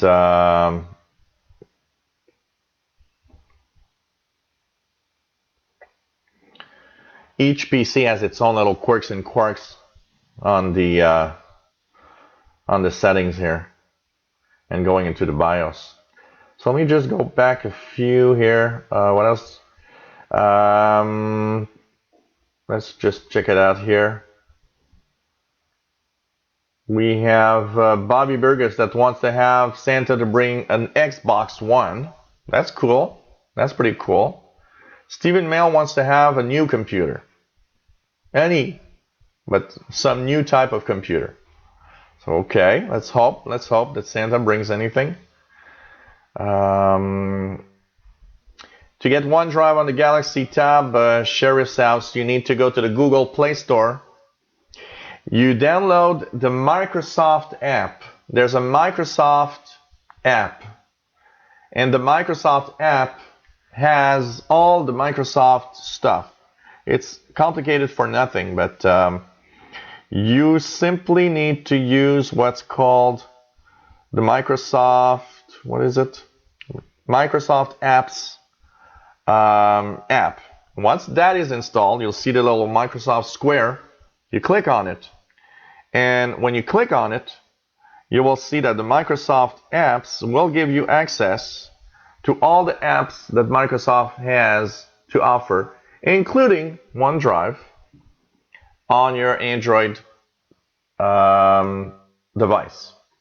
So that's how you'll get the OneDrive on your Android device. So you download Microsoft app and in the Google Play Store, and then get OneDrive. I do not think OneDrive shows up by itself in the Google Play Store. Let me just type it for the fun of it, but OneDrive, is it here? OneDrive, yeah, it is. In my case, it is, unless it shows because I'm the Microsoft app, but OneDrive should be available through the Google Play Store. But if it's not, download Microsoft apps, and then in that app, you'll be able to install any Microsoft app that you want. Carol Teague wants to have an AirSpy SDR, and he can deal with not having his two front teeth. In exchange for a SDR.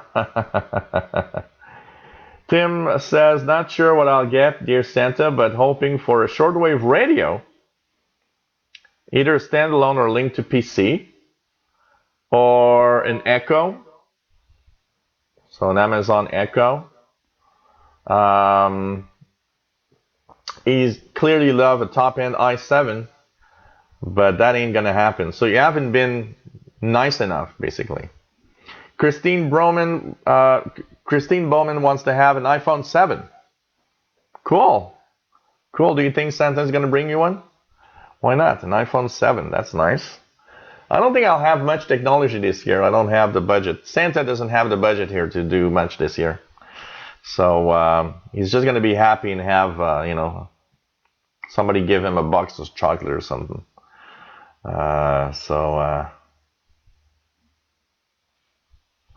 Basically.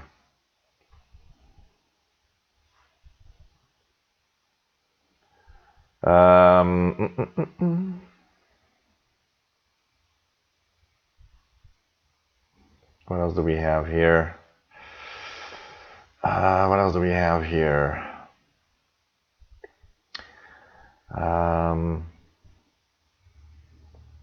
Well, there, Adri and Dolphin. What else do we have here?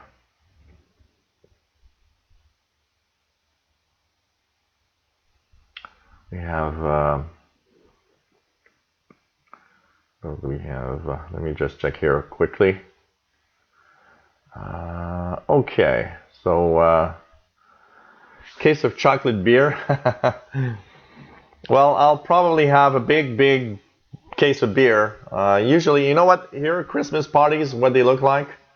My family and friends come over, except my sister's not going to be here this year, but I'll have my brother, my nephews, some friends over. Usually it happens here on the 24th, Christmas Eve. Usually we have one big bottle of Grey Goose vodka and enough beers to last through the night. And that's pretty much what it looks like. And then we have, I make food, all sorts of things. So basically, I make a lot of food. So we have food for like so much. And we have, of course, a little gift exchange, nothing fancy. And but then we play our favorite music and everything, and we're just having a lot of fun. Usually ends around 5 a.m., 4 or 5 a.m. Then a little rest. And on New Year's Eve, my brother has his party. And basically, that's pretty much the same. We have our vodka, our Grey Goose vodka bottle with a lot of beers. Sometimes we end with some wine, so a lot of mix. And I usually come back home around 7 a.m. or 8 a.m. New Year's Day. It's pretty much the tradition here. And basically, that's pretty much what happens at Christmas. And we have a lot of fun. So,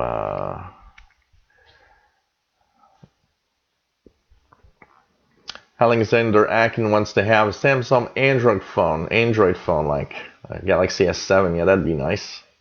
Hello there, Alexander. Albert Zappo, will they ask you tech advice? Sometimes, but it doesn't happen very often. Usually, they're not. They know that that people annoy me when they ask me tech questions when I'm at a party or something. It's something I hate it. I hate it when somebody's like, oh, you know, my computer's got this or that. It's like, oh, please. So Patrick Manny says all he got is GTX 1050 Ti video card. Cool, that is nice. That is nice. Bobby Burgess wants an Xbox One with a few games. So, okay.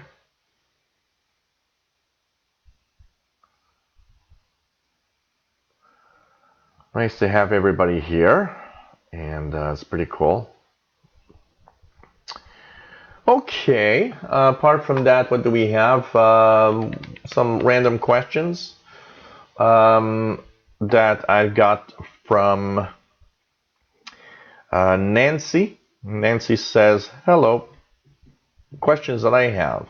Why are URL endings, for example, like I've seen .com, .org, .net, or .au, or several other endings? What does it mean? Does it have any signification?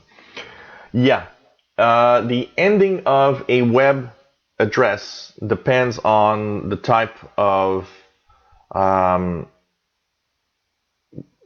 or the place or the type of business or of whatever is there, that page. So for example, technically .com is for commercial. So yes, pretty much everybody can have a .com address for something, but most of the businesses will want to have a .com because it's for commercial business. Technically, that was reserved. .org is for any type of business or organization that does not, how do you call it? It's non-lucrative business. You know, it's not there to make money. It's there to help most of the time. So .org is really for, you know, any type of organization that helps communities, stuff like that. They are non-profit organizations. So these are in the .org.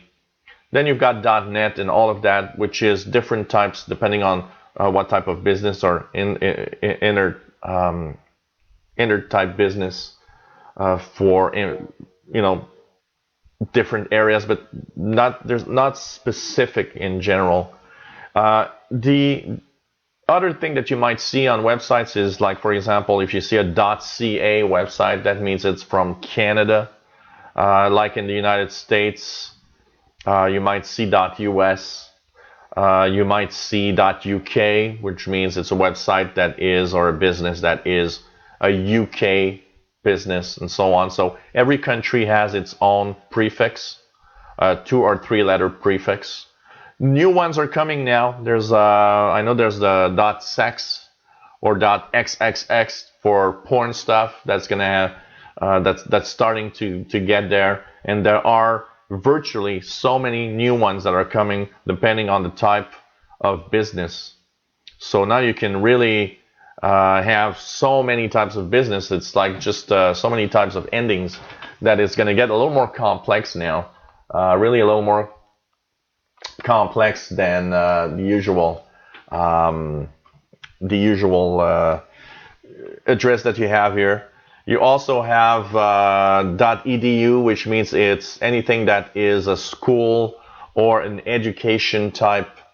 You know, school, universities, stuff like that will often have .edu. There's .gov, which is specific for government websites. .gov is really specific for government websites. So your official governments in a country might have a .gov or might have a mix.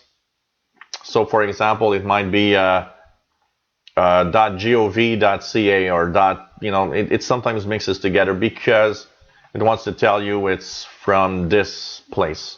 Like here in Canada, we have one with each province. So for example, you could have a website here in Quebec that would be the URL QC.ca. That means it's within Canada and within the province of Quebec and so on. So there's a lot of stuff now that is coming with this, with the URLs of websites. Also, you're saying using a VPN for privacy on a public Wi-Fi, is that something that is a good idea? It's an excellent idea because a VPN encrypts everything, protects you over a Wi-Fi, a public Wi-Fi. So it's something that's really, really good to use. And anybody that has access to a VPN should turn it on when they're on a public Wi-Fi. It really makes your traffic much more secure. And finally, it says there are dangers of surfing the web or checking emails with an iPhone on public Wi-Fi. Kind of, because especially email, if you're not on the encrypted website with HTTPS, for example, or if you're on email, technically that is something that is possible to, kind of view. So basically, it's risky, even if it's an iPhone and iPad. Depends what you're going to do. It's less risky if you're on a Wi-Fi that has a password. That's one of the things I often say is if you have the choice between 2 or 3 different public Wi-Fis, if one of them has a password to enter the Wi-Fi but not the others, you are better at choosing the one that has a password, because that means that the router to your device is encrypted, where an open Wi-Fi with no password is not encrypted. And that's pretty much the thing. Just be careful what you do on a public Wi-Fi. It's not always easy, but sometimes. Using a VPN on a wired router modem. Well, it has a security added feature for what you're doing on the internet, since it creates a tunnel between you and the other place that you're connected. Adding a VPN even to a connected connection is a good idea, because it encrypts everything. Nobody can see what you're doing. Like in the UK, that Snoopers Charter that now is going to be in effect, where the government can snoop on everybody, almost without asking. If anyone uses a VPN, well, they're screwed, because a VPN is an encrypted tunnel from you to the other website that you're going to. So basically, a VPN, technically, a really safe world, basically everybody should be on a VPN. Because like that, we would all be in our little encrypted tunnels that nobody can snoop through. Governments cannot see what we're doing. It gives an added protection. A VPN is a great idea for the protection. The only bad side to a VPN is the slowdown of the internet that it's going to give you. And depending on the VPN service you will use, they're not all created equal. Some are worse than others. So some slow down a lot the connection. Some doesn't appear too much. It depends what you're doing. But because a VPN will often have you go through multiple paths, because not only are you encrypted in your tunnel with the other side, but also being in different paths kind of messes up where you are, and it really keeps you not only safe because of the encryption, but also makes it more difficult for anybody to trace where exactly you are in the world. So even a VPN is a good idea. Any VPNs that I recommend?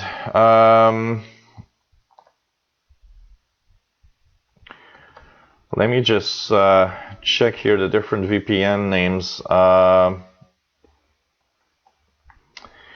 If we look at some of the best VPNs in the world, what I would recommend. Of course, A paid VPN is often better and has better service than a free one. So if we had a paid VPN, what would I say? There's Pure VPN, that is a good one. Pure VPN. These are paid ones, by the way. I'm gonna give you another idea of free VPNs.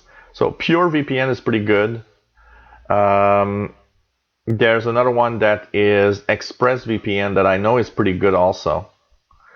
I'm trying to remember. There's another one that I've tried to remember that not coming to mind. Free VPNs. Let's see, what free VPN service would I recommend? The best free VPNs. Here I'm checking out a little more Tech Radar for this one. There's CyberGhost VPN.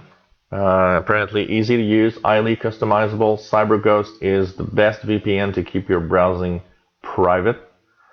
Free VPN truly has its users' IDs in mind.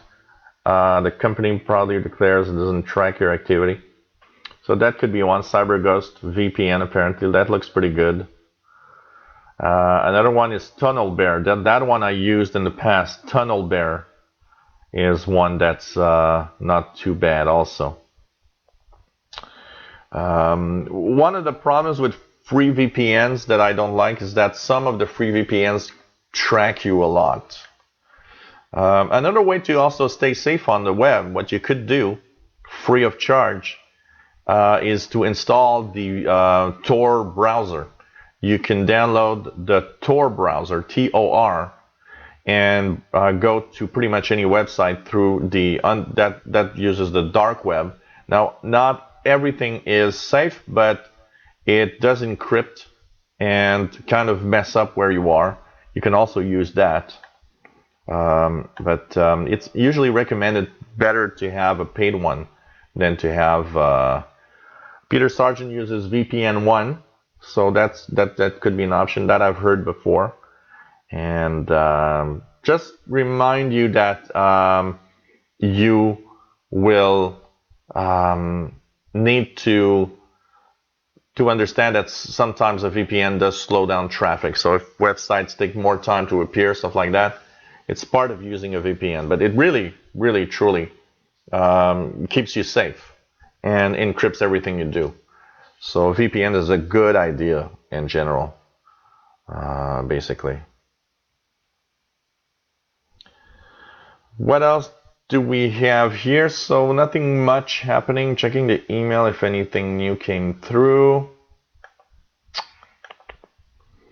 So hey guys, we've been on for a little more than 2 hours. Let me just check if there's anything else. So yeah, like I said, VPNs are great.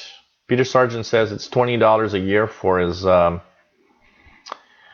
VPN service, so it's not too bad. VPS 1, not too bad. $20 a year isn't that bad. So that's pretty cool. What else do we have? Is there a phone line of what that you can call? No, it's all happening in the chat or in the email with this email if you have questions. So that's pretty much what's happening. So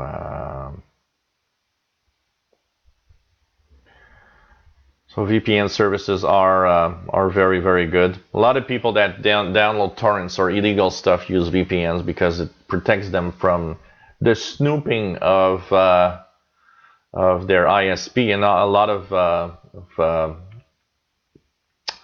companies like major movie companies often check out IPs and send notices to ISPs, internet service providers.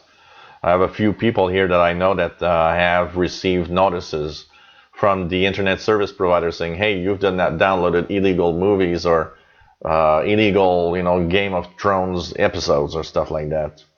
So a lot of people use VPNs to avoid that.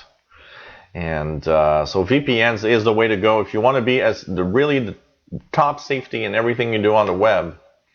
a VPN is the way to go, because it does really protect you a lot.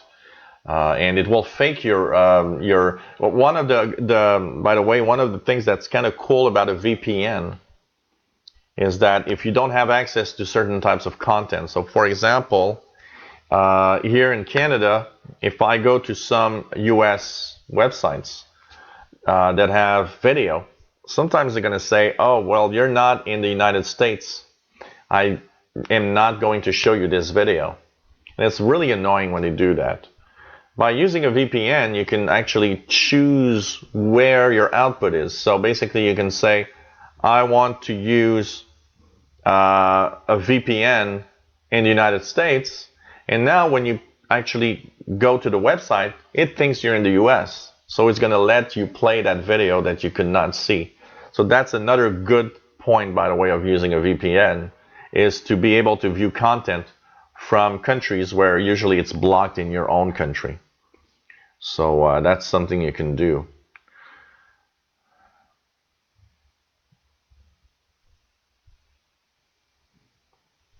So that's nice. Ren has managed to restart his PC and now is, yeah, check out a good driver. Make sure that you, yeah, Albert, bad guys, you know, everything that bad people use is you know, there's VPNs, part of the protection of trying not to be seen. You know, Albert Zappa has, you know, questions. What is that what pedophiles use? Unfortunately, they do use the tools that keep us safe. There was a nice article, an interesting article about this a few weeks ago, where they were mentioning that one of the popular ways for you know, any type of illegal activity, drug sales, you know, pedophiles and stuff like that, they use the Tor network because it's encrypted. And websites on the Tor network, if they are ending by onion, and by the way, if you want to be safe on Facebook, you can actually use the Tor browser and go to facebook.onion. Facebook.onion is because the .onion prefix means that you're on the dark web. And Facebook has a dark web Facebook page. You can actually go through your Facebook through the facebook.onion website with the Tor browser. You really need to use the Tor browser. It doesn't work in the regular browser. And now your Facebook is encrypted. So nobody sees what you're doing on Facebook through that tunnel. So some websites, you know, drug websites and stuff like that, I've opened up with a .onion address because they are, for one thing, encrypted. The second reason also is that when you're using the Tor browser, it actually loops at different places around the world. So before you see, for example, if you log into your Facebook account, what happens is that you will have done multiple paths throughout the world in different servers. And so once you're at the facebook.onion page at the other end, typically they don't know where you are. You're somewhere else in the world. You're not in, you know, Canada or the United States or the UK, depending on where you live. So it not only protects you from, you know, by encryption, but it protects you because they don't see where you are. That's another side of the Tor network. And the Tor network, you know, like Tim says, you know, you could imagine a lot of criminal activity. And yes, the Tor network, the dark web, has that side to it that law enforcement doesn't like. Because yeah, a lot of illegal stuff is there. It's apparently one of the places where people go and buy drugs. And what happened is that a few weeks ago, there was an article where they were saying that the United States, the FBI and the U.S. law enforcement has made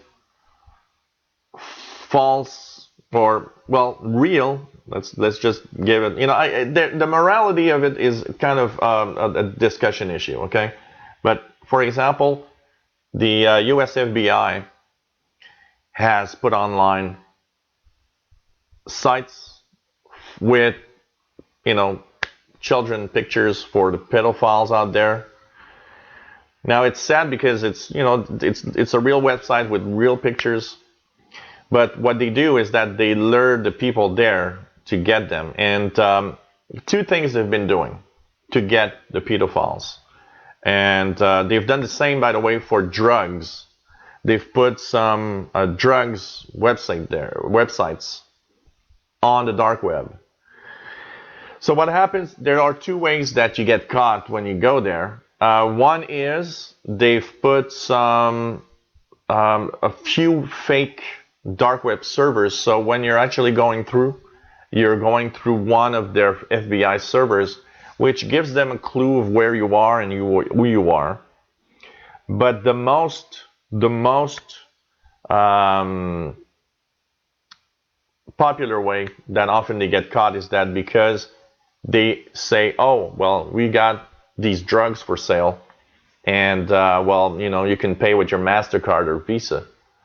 And once you do that, you just given up your identity because your credit card tells everybody who you are. So they often get people with that also. So it's pretty it's pretty particular. Yeah, well, Albert Zappa says Tor browser is nice, but recommends not to use extensions. Actually, the Tor browser, you should not use extensions, and you should not have it full screen, never. These are two things that make you at risk. So you should run the Tor browser in its native mode of size that it gives you, not full screen, and no extensions at all in the Tor browser if you want to stay safe. But it's you just, one thing that I hate the most. One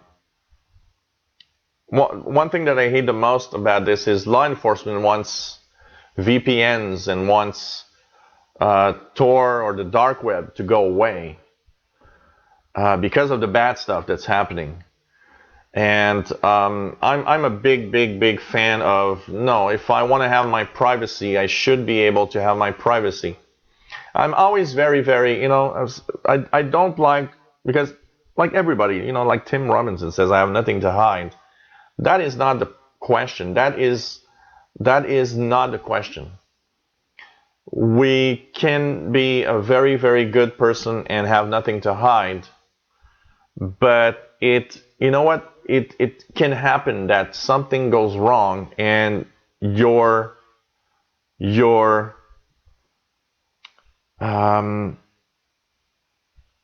just at the wrong place at the wrong time, and you might be flagged as somebody that's not good, especially today with all the things that's happening. And I think everybody should be entitled to have its own little encrypted tunnel where you do whatever you want.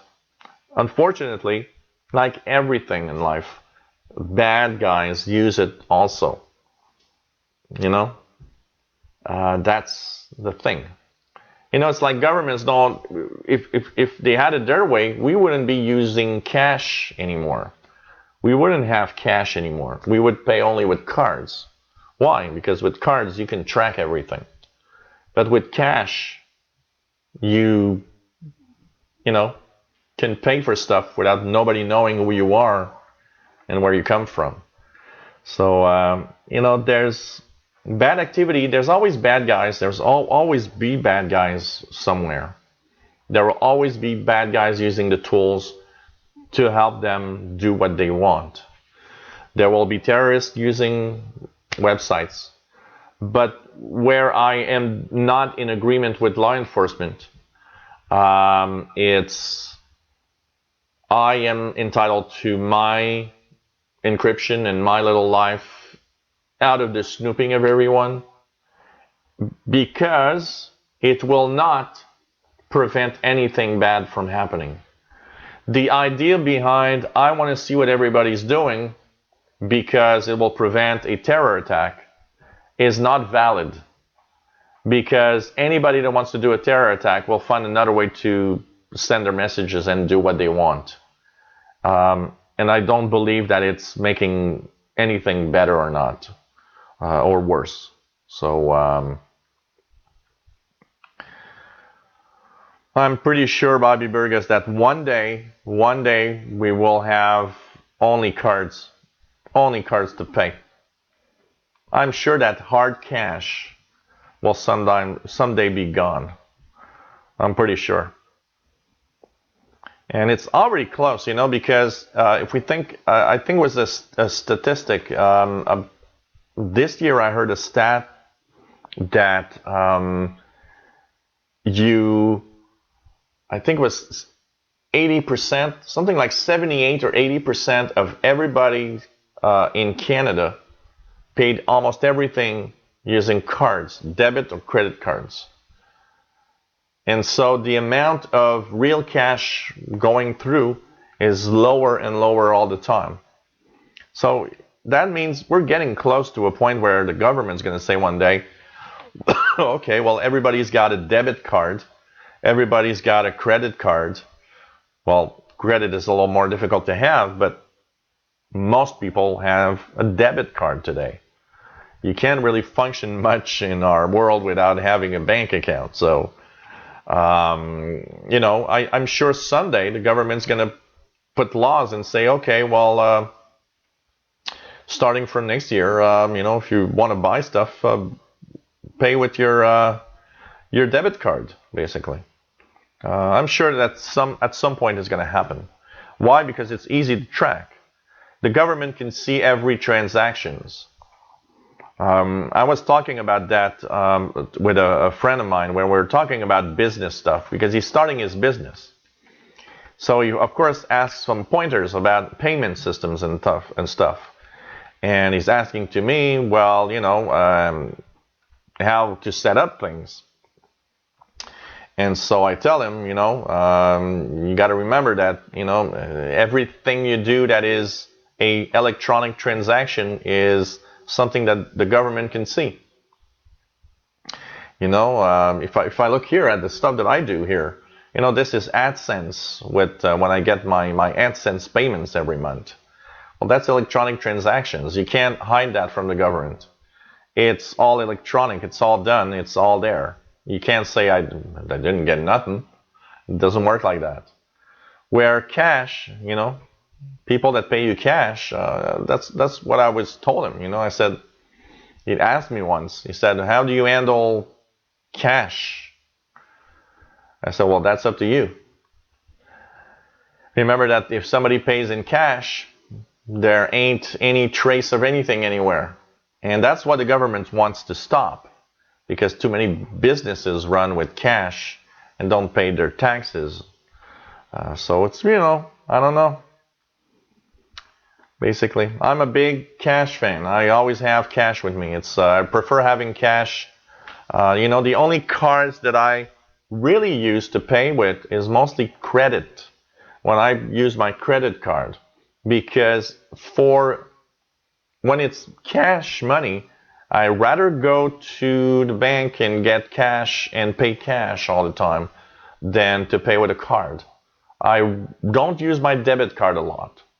I'm more of a cash guy. But also, one of the things that made me like that is that as I'm a tech guy, probably I'd say at least 65% of all the transactions as a tech guy was paid to me in cash. People gave me money. They didn't pay with debit or credit. To a point where at some point I didn't even have, I used to rent a little thingy, a little, terminal for card payment. So I just put it in my bag and it would link through my phone and people could pay with credit cards or debit cards. But it was at some point, such a low amount of people that did that at some point I just said, hey, cash only. That's it. So,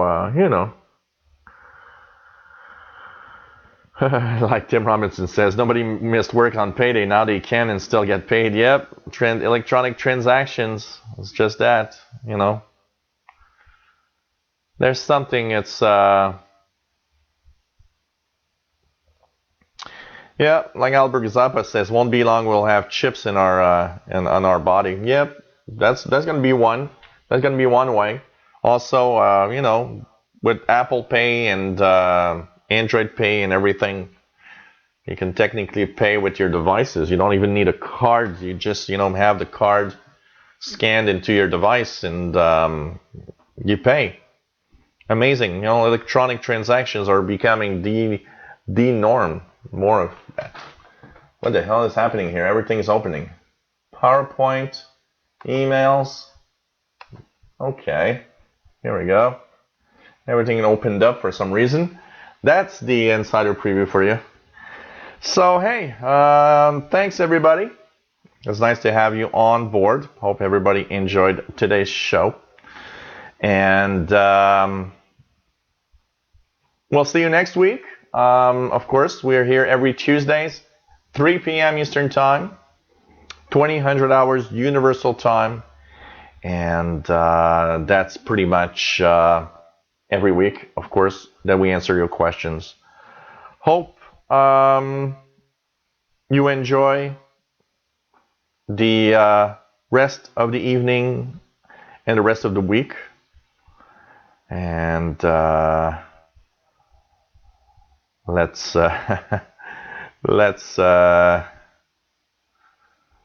hope you have fun. Okay, Patrick, I'll check it. Thanks if anybody that did a PayPal donation during our show. It's much appreciated. Really, really nice to have everybody here. And don't forget, guys, without having extraordinary people like you guys and girls, there wouldn't be any show. I'd be talking to myself alone, basically. And so thank you, everybody, for all of that. It's always fun to have everybody here, and take care all.